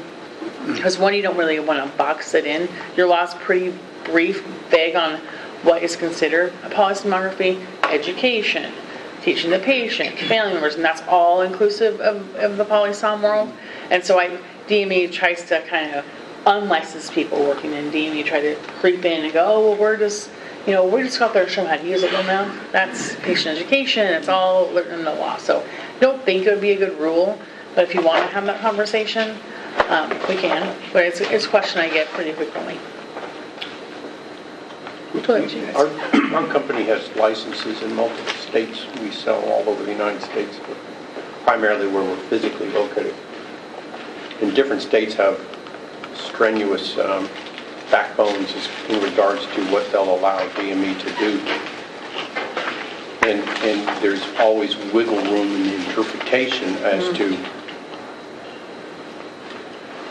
here's the mask. I'm putting on the mask, therefore I need a license. Take my water. Now put it on, and she tightened the strap. Yeah, you didn't. And I didn't do it. And Yeah, so, exactly. and some people have gotten away with that as a method of getting around it. And I mean, honestly, if we were to get a complaint, and that was the complaint, that someone came out to my house, they weren't licensed, and they said, here's the mask. But it's more than that. It's like, did they help choose the mask? Or, so I don't know how they get to those types of decisions. But in a complaint, it would be if they weren't actually physically touching the patient. I don't know that we would actually be able to cite them for, working in polysom without a license. It'd be interesting to see if we could. I don't know. So in that one case, he's more like a mailman instead of a DME tech. Kind of handing it to you. Medicare is the 800-pound gorilla in the room that tells Right. everybody what to do. What to And do. Medicare puts their hands up and says, it's up to the state. It's whatever the state says is what is required. That's why we'll do it. So the state, aside from their NCD and LCD coverage, the local coverage determination, national coverage determination, it says here's the list of things that you have to do. But other than that, we follow the state guidelines. And they're pretty loose. Yeah. I mean, I think it depends on where. Medicare? No, like No, state state- guidelines state for guidelines. sleep Yeah, equipment. yeah. I know they pretty much fall on what we require for a license. I would think that if you did, and as a business owner, small business owner, I'd rather hire $15 an hour guy than a $30 an hour guy to do the same function and make sure that they're trained and know what they're doing. But once you say, let's say you have to have a licensed person, then you have to define what that is, what you can do. And you say he's one of these 5 things. And then you say, now, where's the standard to validate that? And where do you separate? Is it my handing her the mask? Is it putting on the mask? And he's just an OJT from the old days. And he's calling her up and asking her how she's doing. And does she need a new mask? So is that an assessment? So you have to be pretty clear in your lines of delineation to determine what you're going to allow them to do. It's sticky. Yeah, it's kind of why I brought it up. Because Camille, I'm the one that gets the questions. And, you know. And I called around before I got my license in Oregon last year. I called a lot of the different companies in restaurant and electronics, and I said, what were the requirements? And they said that they were unaware of any, or hands-on. You know, certain organizations can write their own rules because they're their own payers. But when you're dealing with governmental agencies, the government again holds up their hands. Medicare, Medicaid. What's the state say? And California's got that. California's got that big thing for. I look at you because you're in California, and they have that. State exam that everybody in the office is supposed to take. I forget what it's called, a California practitioner. And you go in and they tell you about HIPAA and hand washing. It's like CPR, everybody's going to pass and pay $79 and then you get the ticket. But those are the people too that are supposed to be dealing with the patients. Like the allied health as people? As a DME, you have to be Medicare accredited. There is an accredited, in order to bill Medicare. In order to bill Medicare. If you don't do Medicare, then you don't have to get credit like that. So 68% of our state is Medicare. 68% of the patients? Yeah. Medicare puts DME, and the preponderance of DME is put out for bid. We're in a 2019 and 2020 where the bids expired. And there was any willing provider meant any DME company that had the state license and had an accreditation and had Medicare come in and said, yeah, you got all these things, they could sell to Medicare. And we're going back into competitive bidding in 1/1/2021. One reason I'm here is that we have submitted for the bid and we should find out late in the summer who the bid winners are. We're going to go in and say, do you want to send them to me because I won the bid, and if you send them to her company, she didn't win the bid, and come January of next year, 6 months, 7 months into this, they have to drop the patient. So it's a calculated risk that we're doing. But A, we win, and B, we'll manage the patient. Well, but to win, you have to meet the standards that Medicare has established, and those are professional standards. You know, that's a final thing. Yeah. So. Even from a business perspective. They're extremely stringent. Anybody, you know. Now I have new questions. What does it say now, the way it is now on the state? Yep, no reading. Well, we have this lovely practice clarification that we wrote a long time ago, which we could expand on for home sleep if we wanted to, for DME. I mean, it's DME based, basically. Must the person have a polysom license to help select and fit sleep masks for patients? Yes. I don't know if you're laughing because that's bad or laughing because that's good. It's not being done, and it's impractical, and these guys who are doing sleep studies can have a difficult time. You're just saying now every DME company is going to need a registered sleep. Do you see why I get the call? Yeah, because I think most of us know multiple DMEs that don't have PSGT or RPSGTs or RTs doing this. I mean, most of them don't. Well, the reimbursement went so almost in the basement. Yeah, they're not getting paid. No, we couldn't afford it. Yeah, we couldn't afford it. And then they would Medicare will reimburse you as long as you're an accredited DME. Is that correct? Irregardless, I don't know if that's the word. Regardless of the polysum or not, it's the reimbursement is reimbursement as you are licensed, accredited, and a bid winner. As a DME company. as a As a DME. DME. And they have the standards as to, what the people have to have and what they do. Do DME companies have licenses in Oregon? So. I couldn't find anything, but So- it They're doesn't mean I... licensed by Medicare, so they get, they're accredited, if you want to equate accreditation with the So license. I had to get my, No, but help. I had to get my respiratory license in Oregon to submit to the Medicare bid. So they do require a respiratory therapist to be somewhere. On the On the business, On the Yeah, there's usually DME, somebody on the that- business side. Medicare has multiple informational websites, and one of them lists all 51 jurisdictions, all 50 states in Puerto Rico and Guam. And they tell you what you have to have, and that's what they're, pretty much, and that's updated periodically as the state changes its regulations. And that's what it said, we had to have a licensed person in the organization. I think that's what some of them are doing, because I know the gal who sets up our patients for one of our companies acts under the respiratory, she has a background in sleep, she's not registered, but they explained it to me, because I didn't understand it either, that the overseeing manager is at RT who oversees the, And that's the way it is in Ohio and I don't know some how other states as well. This is interesting. So I guess I'm only equating it to things I know. So my mom was on a ventilator for a while, oxygen, whatever it was, for a while. At home? She had a tank. Well, there's a big difference. yeah. She brought it home, DME company dropped her off. Someone gave her the mask, and I believe that they based on a prescription, I think, said how much oxygen she should be having. I really don't know. Yeah, So- It'll go with the prescription. Yeah. They're not going But to who's just drop setting it? oxygen off. The physician is going to write. But what the leader- potentially the DME driver is setting what that flow is, I'm assuming. But usually it's the respiratory therapist, isn't it? The setup is, What yeah. is The setup is done by an RT. Yeah. And then it's Just at delivered? nighttime or all the time? I don't know. Well, because usually if it's tank or concentrator, it's a knob to turn it on and Yeah. off. Yeah. Well, there's on off button, and then there's a knob to set the liter flow. Right. And I mean, really, it's not on lockdown, most of them. So if a physician says this patient needs 3 liters per minute, it's like the DME people are going to show them, here, this is how you turn it on, turn it off, and this is how you adjust your liter flow. New question. If my doctor prescribes me a CPAP machine, Those are on lockdown. right, I know that.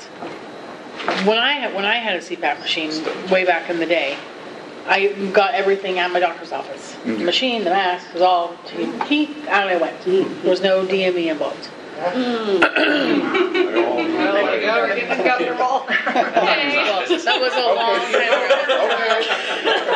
They don't do that anymore. They don't do that Oh, anymore. yeah? Is that with a Stark Law? Yes. Yeah. So, yeah, I want to research that. But back in the day. Yeah. Yes, so that's all I know. Right. But what I'm hearing you guys say is it's prescribed.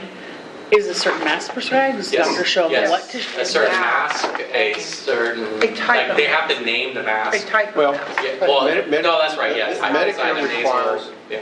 Medicare prescriptions are required to define the type of mask. Right. If the physician just prescribes ResMed F20 full face large, that's all you can give. Right. But most of them will write full face. Full face. And then you can give them any And then type you of can give them face. any brand. But if they cannot write, give them a mask Right. anymore. It has So to there's be some tight. limitations. Yes. So would you ever get one full face? So you wouldn't get one that had nasal cannula, even and it says full face on the prescription. get You would new get full organs. face. That would, it would have to be documented why they changed Who would be deciding the that? physician. Where the physician would have, you But would if the have DME person's taking it out there, Yeah. But he can't decide. He has to get only more based orders. upon the physician's prescription. Right. So they could say, Sammy, you're having a hard time with the full face, and they would call us and say, hey, she's not tolerating the full face very well, can you talk to Dr. So-and-so or have them but with come the in? DME, I do that? The driver? No. Not the driver, no. If it's a respiratory therapist or a sleep Yeah. tech doing it, they could take a verbal order. Yeah. And No, I know then, that. and then change to a different type of mask Yeah. and then get Get the written written order order. Later. 24 hours. The So driver the should be question, I deciding don't that. get the question, the middle guy who, what I'm hearing you say is the RT in the office of the DME company, who's taking the verbal order from the doctor, who's then giving the information to the driver to take to the client. The question I get is the client, is the driver takes to the client, who then shows the client how to put it on, how to use it, how to clean it, Those are the questions I get. Okay, then. And according to the law, and according to this, Yes. that's polysomnography. Didn't we have a Set DME up- guy on the board at the time when we came up with this one?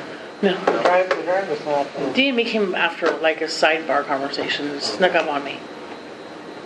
In February 2013. Yeah, I think the intent on that Like literally was, 2 months I after think the the law went intent into on effect. that was to say that somebody licensed in the field needed to set the patient up with the equipment. They had to have a license. Not necessarily a sleep, driver. but like respiratory therapy or sleep, and not just a driver, I think is what we meant with that. Say that again.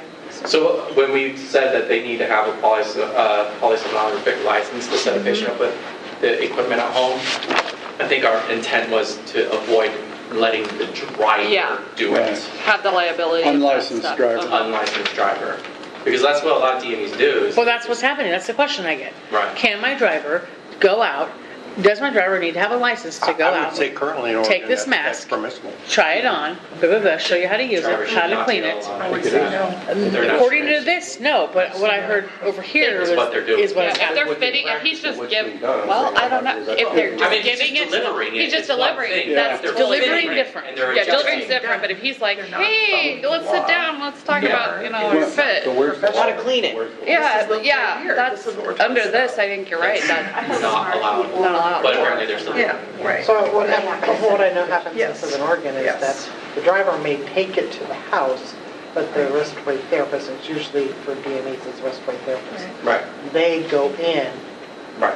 that day before nighttime, and they meet with the patient, and they get it all set up, and they fit the mask and everything like that. So the driver may take it out and drop it off. Right. But Delivery. because the therapist, Just like a mailman. therapist goes, yeah, the DME companies all have a respiratory therapist. I don't think any of them have a polysomnography tech. It's pretty new, but. I mean, all these, Ordinance. and the thing is if it's not done properly, you could kill somebody. Because especially when you're doing more ventilation with CPAP. So CPAP is basically keep the airway open so they stop having apneic events. Well, if you don't have it Okay, ABAPS is fitted not. properly, they're not Yeah. going to have a good, they're not going to get the Well, and pressure that that's, they we're need. going to more ASV and You know, or if they're it's having scary. ventilation issues, if it's not fitted properly, like ABAPS and ASV, where you have to have really good fit, you can cause their CO2 levels to skyrocket kill and 'em. they die in their sleep. So they definitely need to be trained in order to do a fitting.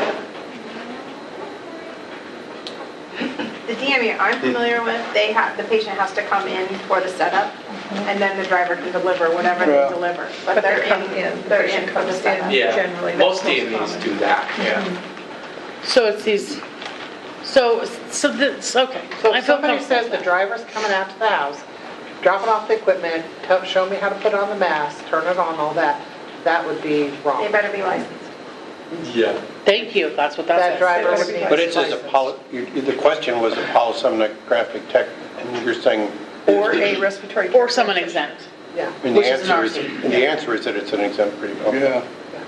This would be, must be an RT or a polysom. Yeah, that's Not- what not it is, it's just- RT or Not polysom. just the driver. Well, I contacted ResMed before I came to the meeting, and they said, and there's no standard in, by his understanding, in the state Yeah. requirements. But you were talking to I the salesperson. think you're right. Sure. You're talking to Yeah. the salesperson at ResMed. Because and what's this their is job? a DME question, and we're talking Sleep. about sleep licensing and RT licensing, but I think the confusion is we're not identifying for DME practitioners what the requirements are for them. Even though that question clearly states, there is a lot of confusion, I think, around the companies, what's allowed and what's not. Do you know what I mean?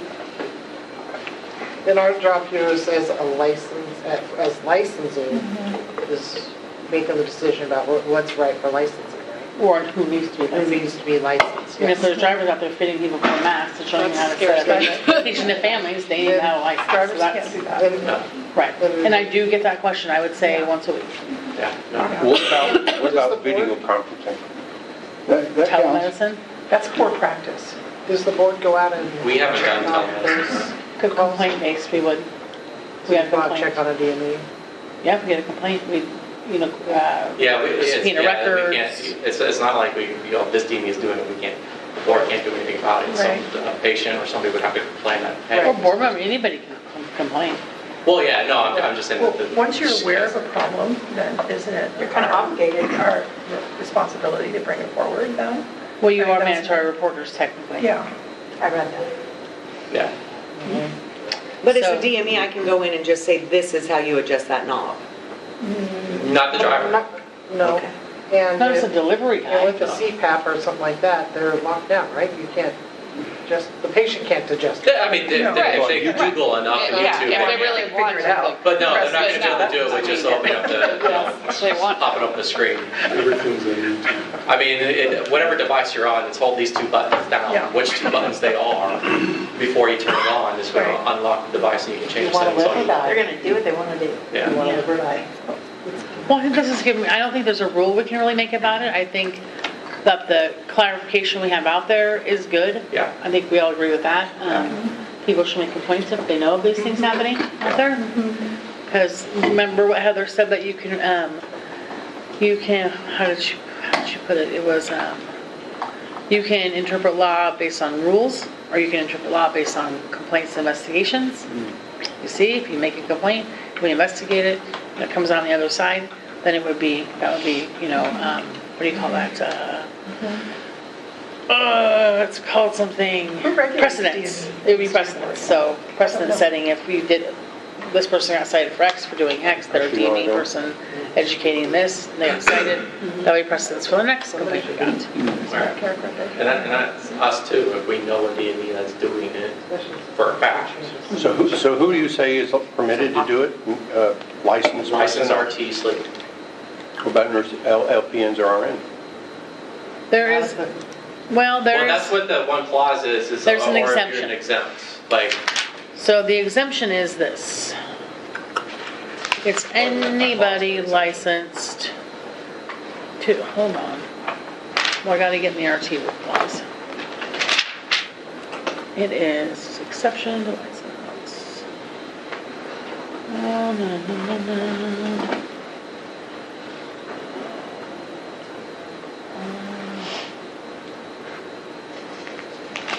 Where's it at?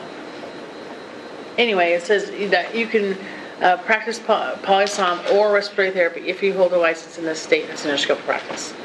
It doesn't say what type of license, so it is pretty vague, really. I'm trying to write in a second. License to practice, no. If it says or, isn't that, like it's either or? It doesn't include some other. Yes, nothing in ORS 688, 800, 840 is intended to permit the practice of medicine, no. Military. Gosh. I know, we're good on it. Well, That's a big one. it is a really big one. Anyway, it's in here, I promise. Okay, so I think that's good. I think I have enough information about that now.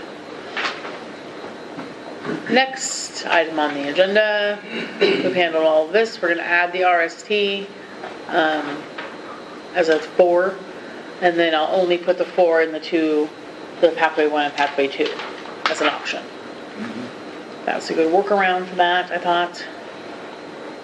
What you guys paid me the big bucks for. Renewal, I think you guys have pretty standard renewal requirements. Continuing education, you have to do that survey, sorry about that. Background check every year. And then continuing education. So, you guys, anything about standards of practice for respiratory care or polysomnography. So, you guys have to comply with ARC standards, and actually, we refer to these during complaints quite often. I should make a note if I need to check and see if this needs updated. I'm sorry.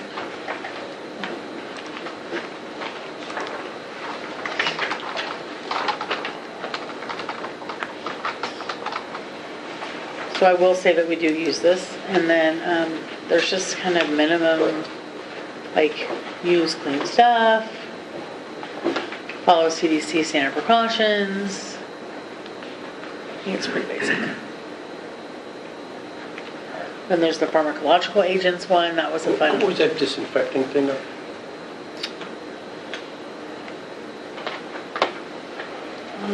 What is this? I think it's just for. What is that referring to?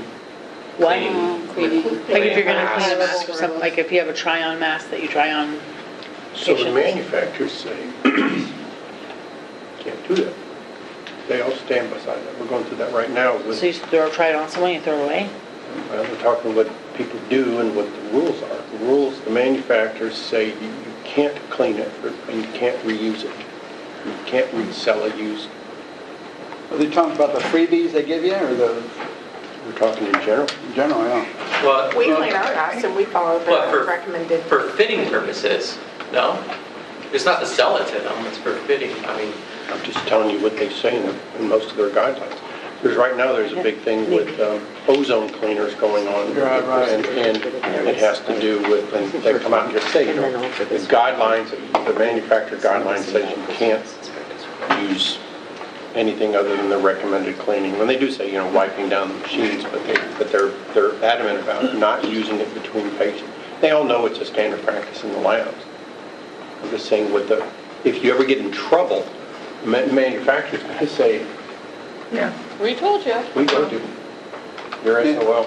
In the VA system, if you open a mask or tubing and give it to a patient just to fit on their face, you cannot give it to another patient. It either goes home with him or in the trash, period. I wrote an article saying how many sleep labs just took the hoses from patient to patient, didn't even clean them. I know. And it Didn't clean them? No, and it was from, and I had that from one of the docs who did surveys of sleep labs, said he found that was, well, the number one thing was they used hoses between patients without cleaning. But they did Sidex their masks, which was not one of the approved Oh my chemicals. gosh. Well, That's foul. Yeah, that's pretty disgusting. So again, it's not going to be a problem until it's a problem. You're right about that. You want me a problem until someone's hurt or someone complains. Get sick or something.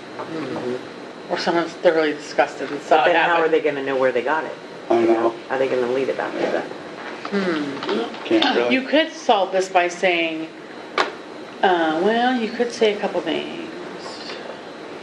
You could Follow say- the manufacturer's you could say recommendation. that. Yeah, All devices or items that come into direct contact, so 3A. Disinfected according to the manufacturer's instructions. yeah. Or CDC. And I think those will continue to evolve. Oh, they're always And changing. if you try to write some too strictly standard, it's Oh, yeah. It used Oh, to be exactly. pasteurmatics were a good way to go, and then FDA said, Oh, nope, that's- not good enough anymore, and now you can't get a pasteurizer, and, you know, Sidex, and then no Sidex anymore. But yeah, it's all here. Plastic and silicone is very porous and absorbs, Yeah. so it's going to retain anything you Although B is put in. really bad. B is really bad. B. Covered in that. Yeah.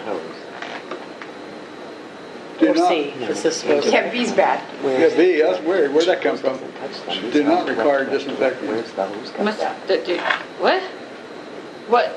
All items with direct contact with the patient's skin That do not require. must be clean. Must be, okay. That is What a does, not what does wrong. clean, what does clean mean? soap and water. Wipe down, spit on it, wiped it down? But these all say direct, direct, and indirect, and that hose does not come in direct contact with the skin, with the claim, correct? Huh. No, it's not, So- True. not typical. Yeah. I don't know if they do, if it So does. where's it covered at? No, I mean, the outside of it, In the like, heated you know, tube. Yeah, the Sorry, outside, most yeah. of it. the inside, like, Heated tubes are not supposed to be cleaned either. They're not supposed to be clean, just because of the wiring inside of them, images. we actually had to stop using our heated tubes because it caused interference with our new, because we just got to a new system and it was causing 60 hertz artifact. Oh, really? We couldn't get rid of. Oh, we don't use heated tube. Yeah, so we should back to the old. Yeah, we went back to the old school ones too. Cheaper too. I didn't realize that. That's probably why we Lot because we cheaper. tried to stop using it and then we didn't have the issue and I didn't even think about that. Yeah. Huh. Yeah. With our old system, it didn't have an issue, but with our new one, it's like the second you turn the humidifier on with the heated tube, it's like, you're like, give me the EEG.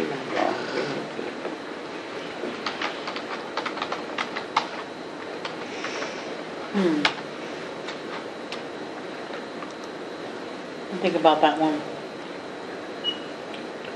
I don't really like this B at all. I don't either.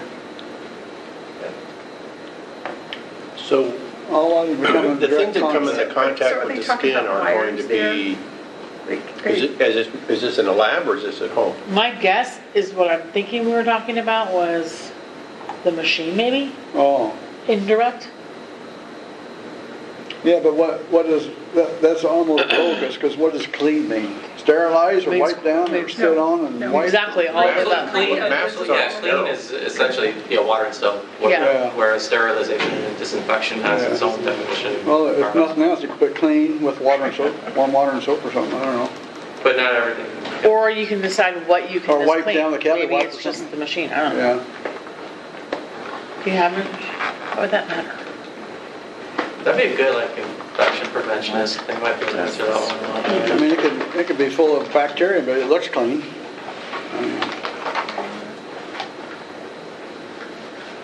Infection preventionist Well, go through is the every sec- year. is the next Change- we have to section change something every redundant, or single is year because the regulations change. The very next one, Right, because it's right. not come in direct contact with the skin, they cannot be cleaned or disposed of.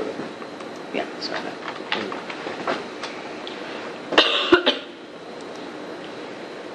All items that come in contact with the fine skin.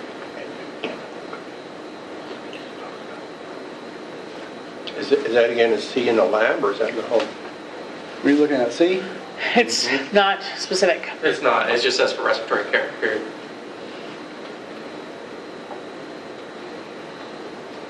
We'll look into this a little further. Because I know with like ventilators, you just get disinfectant wipes and you wipe Right. those things down Right. after, Put some new tubing on the on it. outside, but there's the things that you have to, Like, did this come with you guys from your old board, or that came over did from we the write old guard. this? No, I think that came over from the old Me, medical board? I don't know. Oh, no, Came off the ark, didn't it? maybe. I know this was already there when I came on the board. Back in 2001. I think it's a little vague, but it's not wrong. It certainly makes you aware that don't be putting any nasty stuff on there, or use I some. mean, I suppose there are SRT equipment that could just be cleaned, right? But does it come in direct contact with the client? Yeah, but the internal part, well, usually that's cleaned also, because you're changing all the tubing, the filters, everything that has anything to do with patient contact. Yeah.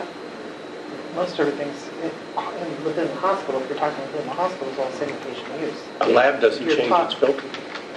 A lab doesn't change its water chamber in most cases. wait, what? The No, VA, we do. we sterilize them with the VA. Every single thing the patient touches gets disinfected. Everything that's used Yeah. with one patient is Yeah. changed out. But can you imagine it happening? Yeah. Oh, of course. But people reported it, that I've. Of course. So it's- All right, I can work with this, I think. So do Well, you just- need to So- address the water chamber? That too needs to be. Yeah. Just like the hose? It needs to be, you can't really disinfect it, you can clean it, and they're very expensive. And we send them down to SBS that does, they come back, they don't call it, High-level Completely. disinfection. yeah, high-level disinfection is what they call it. Yeah. To me, that's good. But I'm here to tell you that the plastics that Oh, they they're break apart. using these, Yeah, the glass is less, but this is similar to the plastic that they use. This is similar to the plastic that they use. And if you put it in ETO or Sidex, Control it's 3, going, whatever. Control 3, it's going to absorb it. And that's why, right? Yeah. You pick the mask out of the case and it stinks like Sidex. It's absorbed it, and that's why they really aren't designed for that kind of cleaning. Well, yeah. But that's what we have in there. With our Per water- guidelines. yeah, with our Manufacturer guidelines. manufacturer guidelines said it can be disinfected, I think it's 50 times. I think it's 20. 20? Yeah, Joint Commission says Oh, 20 we put a little mark per in there. mess. Yeah, we have to, Yeah. literally, And if then you're you have not. to test your cleaning to make sure. Yep, you have to keep really strict infection control.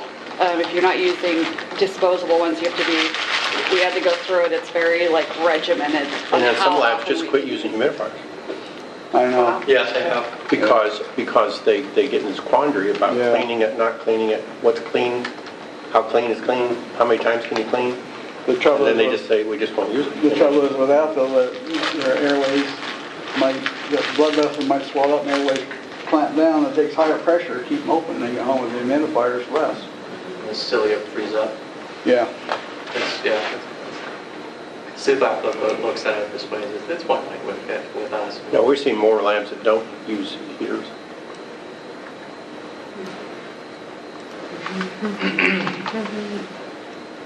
Okay. This seems to be going fine. Let's see. All respiratory now. So what is this in reference to? Respiratory, given narcotics and, Beg pardon? Moderate sedation, yeah. In the hospital or at home? It came, not no, at home, it came up you know. originally. It was on the test that I took. Yes, yes it is. No, I was. It came I'm up, sorry, I was reading it. one of the RTs we had on the first original board, right before we got Holly Sum, was, worked on the Panda team at OHSU, and they would, as part of what they did was they would be pushing narcotics and these things on this Panda team, and in certain situations, there are RTs that do that. So, and it's not really prohibited, not totally prohibited, it's possible that if it's for, You have to demonstrate competency. well, it has to still be in your scope, and it's not completely out of your scope. I mean, it's in certain situations, so this was the workaround that we came up with, that you couldn't be monitoring and pushing the drug, and there had to be policies and procedures on file. This so. is similar to the nursing policy, though, that if you're administering Yeah, the Somebody else has to medication, monitor the the patient. sedating medication, you cannot be monitoring the patient. yep. You can't do both things at the same time. I haven't got any questions about it. Yay. Okay, here's standards for poly-som. I think that they're pretty much the same. Except I need to make sure to see what they did. Should have done them before.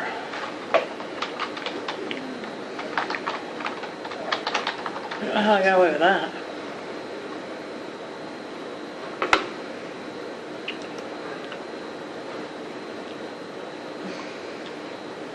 I think it says all the same things.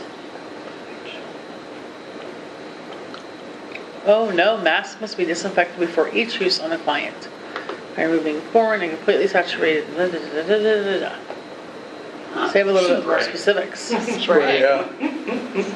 Get some afro-nasal spray, call it good. Well, it says high-level disinfectant.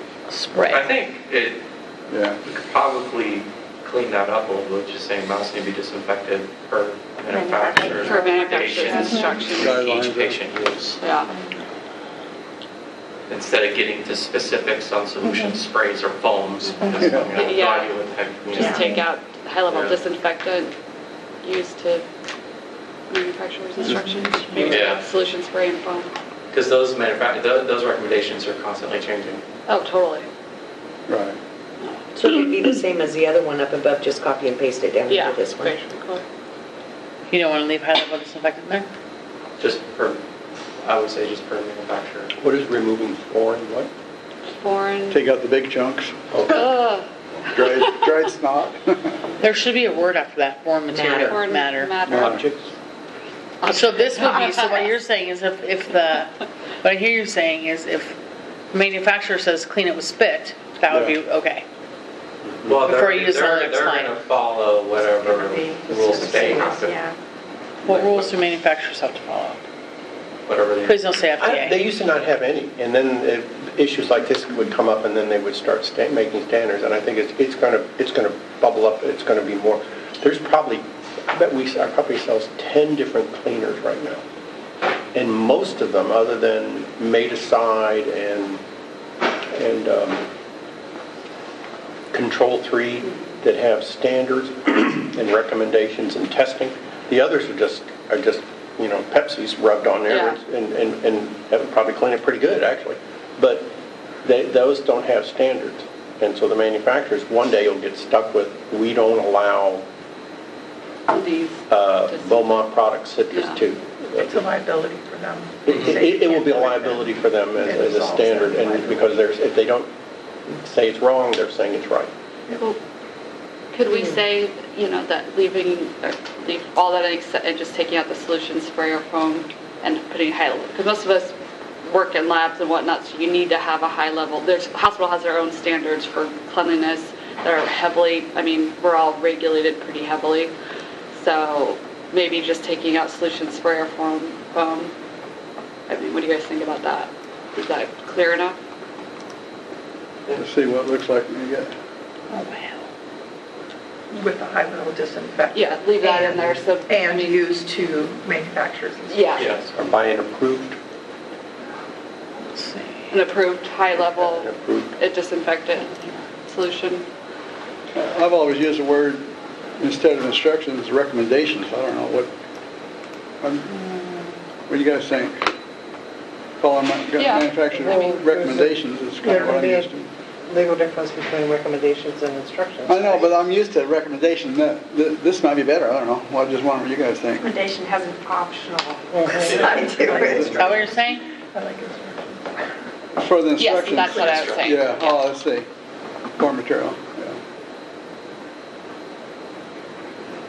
Or you could even take out removing foreign material. With I feel like it goes without saying, but I don't know how descriptive we have to be. In with order a high to level disinfect disinfectant. You pretty much have to put it in. You clean it first, and Yeah. then you go through a disinfection Clean them and process. then you clean them. Yeah, you clean them to clean them. Yeah. If you leave the foreign object in there, it might stay in there and Yeah, come back it's not but gonna be sterilized. disinfected. Right. It just needs to be soft so it can be dissolved. Yeah. Okay, how's Very that? descriptive. Let's see. Mass Is that on a mask program that the manufacturer's getting so many masks? Yeah. Okay. On to continuing education. Ta-da! So I think RTs and polysoms have 7 hours. Yes. Is that right? So one of the things I would recommend is that since we're going to be mandatory to do the cultural competency, one of the things that I would say is like a lot of the hospitals are mandated to do that too. And so that should qualify for this because the hospitals are meeting the state standards. So people who have that should meet this standard. Now for people who don't work in the hospital system, then they'd have to find we'd have to figure that out. So maybe keeping the 7 hours of continuing education, but include that at least 2 of them could be, or that including the cultural competency, because like we were talking about earlier, most of us are kind of CEU'd out, like with our hospital standards, we have to do safety, whoever you're certifying. You can make them body. part of your current 7. I would You love don't have to do it. But you also have 2.5, which must be clinical practice respiratory care. So then you've taken up, if you do 2 hours, 4.5 hours of your 7. Is that annually or Annually. 14 hours every 2 years? Annually. Yeah, it's 14 hours. Is it every 2 years for respiratory? Every year. Every year. 7 every year. 7 every year. They actually get a report of it. Okay. And the continuity is only every other, or not continuity. Culture competency. I thought she said every other. No. too. Every other. It would be every. So if We don't do it that way. Okay. So the hospital I work, we have cultural competency Yeah, every class. Yeah. We have to use HealthStream as the Yep. Yeah, exactly. tool that we use. Yep. So does that, would we then have to use whatever criteria that HealthStream uses presented to Oh, yeah. prove that it met the standard of cultural competency training? I mean, I guess I heard that if you don't use that's how I heard it. It's a great If you don't question. use the state. It had to meet that list of criteria that Right, they. Hold on, right, let's so see. we have to Universal document that. language and. Yeah. Yeah, Look it up. that would be, or just Do you have a presentation? take the Well, we'll one look day at one every 2 years. the date. The date doesn't matter. You bring up a good point, because I use HealthStream too. Other people might not. Right, How do we know what and who knows what qualifies? what their criteria are, because Yeah. it's different. What is it, string or HealthStream. Stream. It's usually a lot of hospitals will say, hey, go on the. It's a lot of their education, Education. online Yeah. education. The board shall encourage, Okay, Yeah. but may not require, Huh. the completion of continuing education approved by Oregon Health Authority under blah, blah, blah.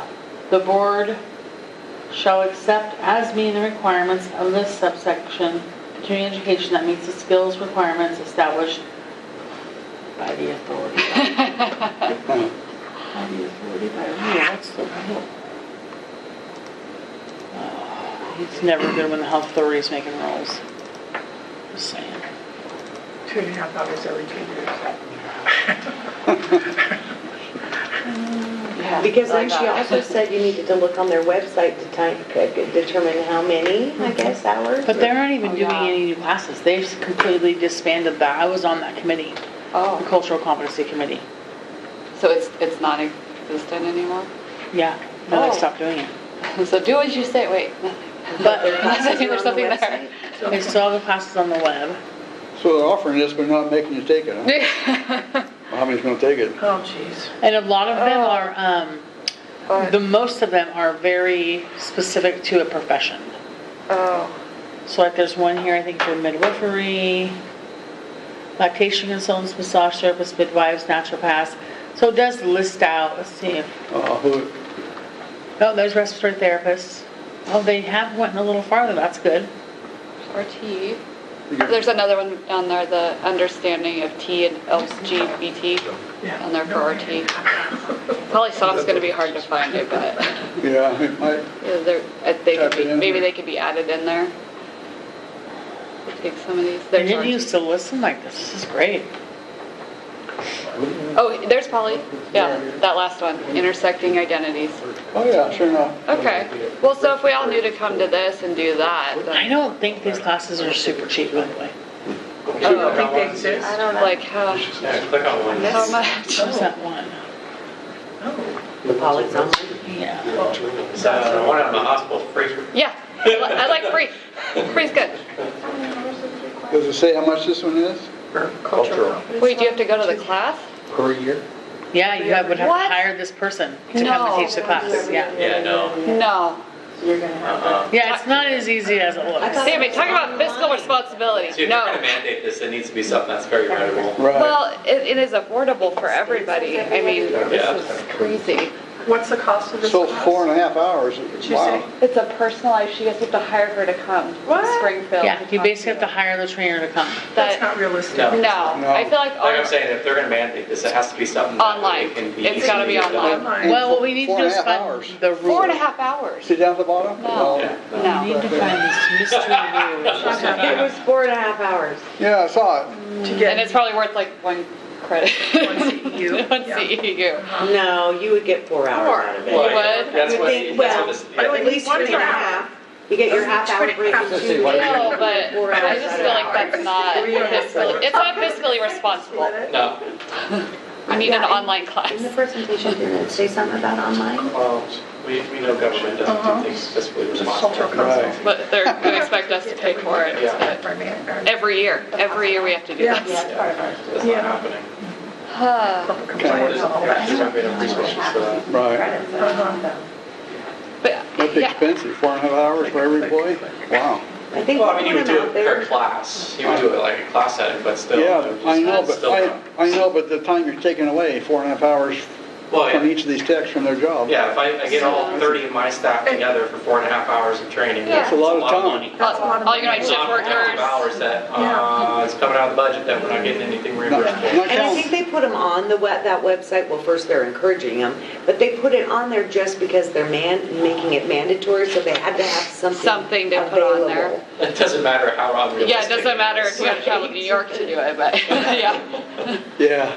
See, 4.5 hours. Because I think See, that you was do the have an problem. option. Yeah, you don't have to do. do We it. told you. Right? In the beginning, like Sam said, that there was nothing out there, there was nothing on there, but then now they're mandating it, so they put these classes together, but yeah. That's great. That's great. Wow.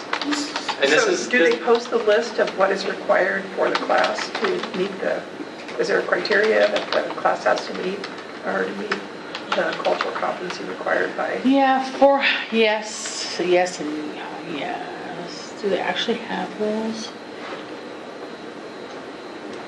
I don't think they actually have rules, but. So I bet there's online Some kind of websites that statement offer from Health Stream classes saying- like this. oh, sure. There is online Yeah, websites. for a price. So our ICE, state, Institute for where Continuing I'm from, Education. Texas, added ethics. Added ethics. And I called the state and I said, because I get 12 CEUs a year for our staff. Over here, well, you all can come. And it's all about sleep and respiratory and all that good stuff. And the state So said, there's you a need to do ethics. criteria. So I called the state and said, what do you do for Criteria ethics? And they said, you have it on ethics. I said, I understand. So what do I need Here we to go. do to have ethics? And they said, it has to be about it. We went around and around. So we talked about what was right and was wrong. We called it something about ethics. Wow. The ARC approved it as a CEU, but I could not get any standards as to what was, Like what the exact content what needed to was be. ethics, what was ethics supposed to be. Yeah. Oh, that's It's awesome. the right thing. And I watched all kind of videos on people talking about do the right thing, and I said, we talked about, you know, there's going to be things that you're going to be confronted with, and you're not going to know what's the right thing to do. Yep. Right. Ask your supervisor, make sure, Making the right choice when nobody's make the right choice. Yeah. Put that dirty mask on, Yeah, he's like, do I clean out the snot? and nobody's looking. Yeah, and unfortunately, it doesn't come to everybody naturally with the right thing. Yeah, exactly. What's their interpretation of right and wrong? I'm surprised that like NBRC doesn't have their own ethical standards, like Well, SOTB has. ARC Over doesn't. time, they might. The Over time, they ARC might. has a position statement on it, but they don't say There's not a what test. you're required. Yeah.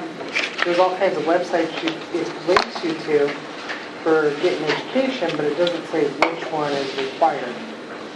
So they're telling you what you need, but they're not saying where you have to get that. ARC has never gone online for their lower free. SOTB puts out a book, just a little book, it's not put in your stuff, but.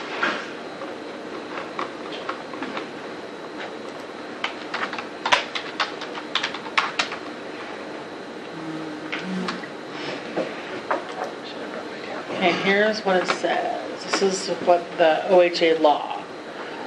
Oregon Health Authority shall approve continuing education opportunities related to cultural competency. Shall develop a list of continuing opportunities available to each board, which they've done. May include A, B, C. Oh, here it is.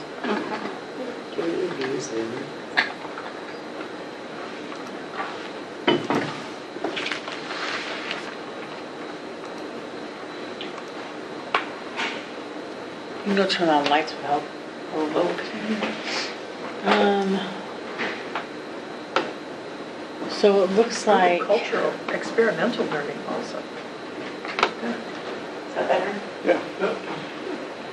I'm take a nap. honestly, I In don't person or know. electronically. I'm not even sure how the classes get on the list.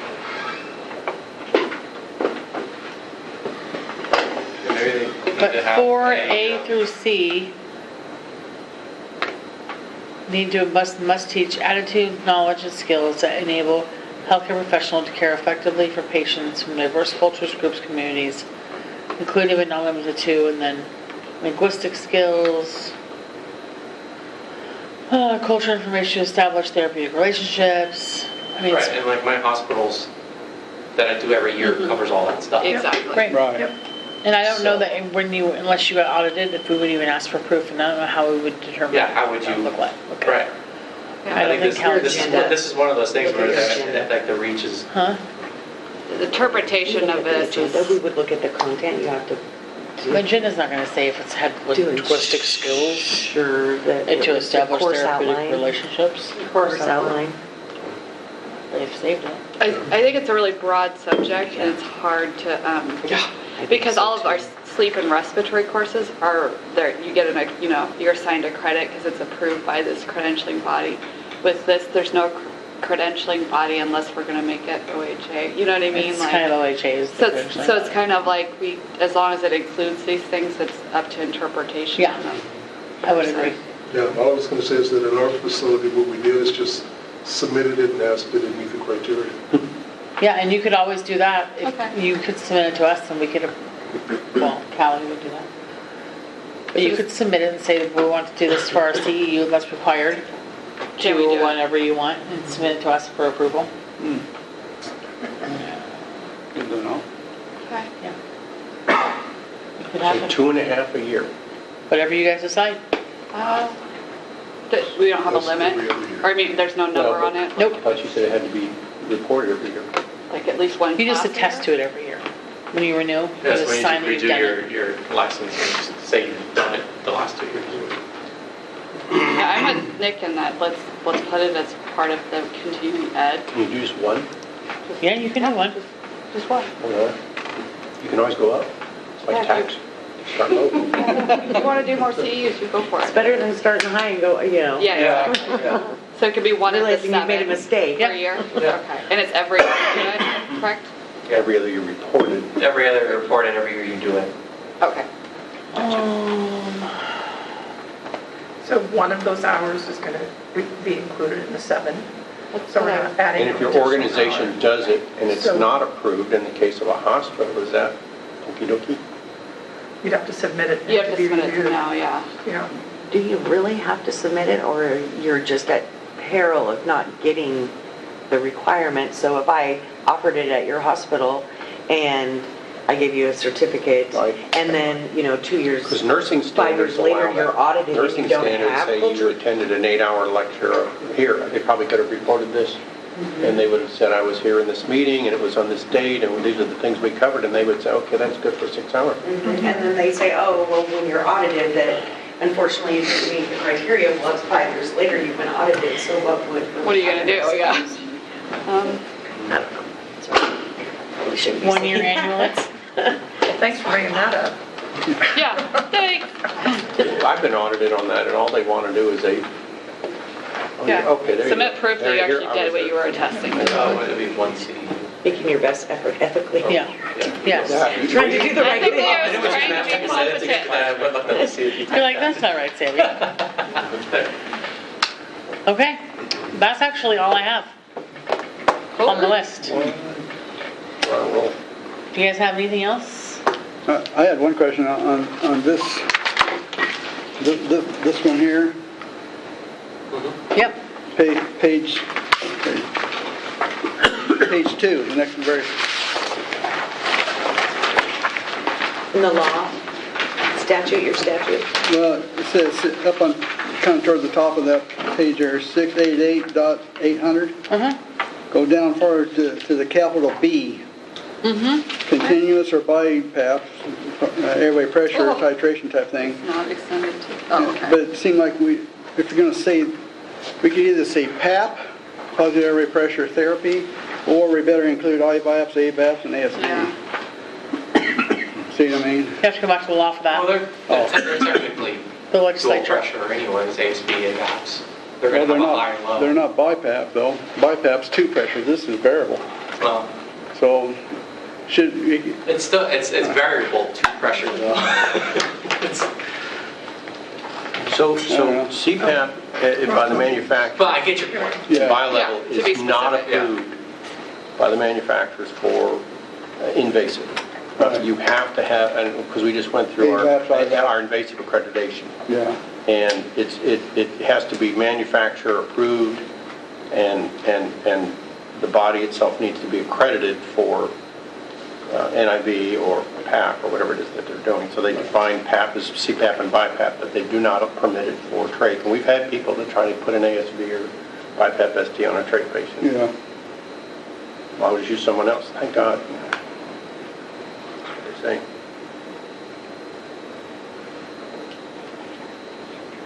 So this is one of the things that Heather was stating, is the law has to go through the legislature. You're right. They have to make that change. So generally what happens is, like, your association would go to your lobbyist, and then they would take it to an individual at the legislature, and then they would decide if they wanted to take it on the floor.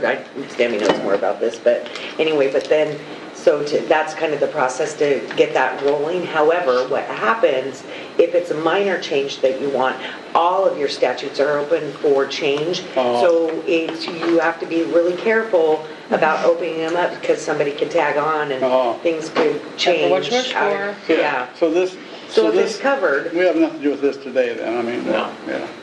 But it just seems funny, because, I mean, this is pretty old, because Yeah, this is the 2012 statute, the original. 8 years old. yeah. Well, yeah. IVAPS, ASV was out probably, but Yeah, it was out. yeah. IVAPS probably wasn't. So variable's gonna work for the second PAP that you said, sorry. BiPAP. The BiPAP. IVAP? Yeah. I think the intention probably was you cannot attach it.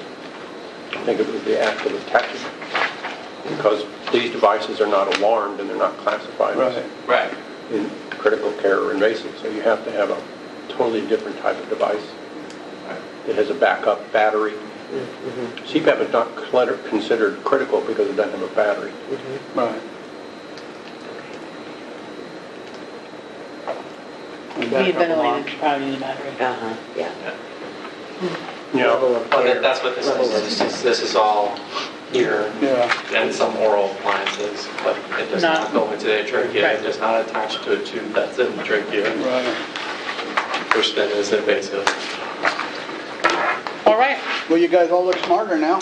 I feel smarter now. I do. You guys have anything else? Move to adjourn. So, just out of curiosity, so do we meet again, or, I don't think so. yeah, You guys handled it all. we're good? Sweet. You guys are good. One time Or you do look like those things, like you just reported. You guys are What good? I'll do is I'll make all these changes and I'll send them to you guys. And then you guys can individually provide me feedback. And then I'll send out a final copy and I'll give it to the board on March 20th. Sound good? And if people don't like it, it's his fault, her fault. We blame it on Nick. Blame it on me. Blame it on Nick. Yes, absolutely. Are you allowing us to steal these, or no? It's not mine.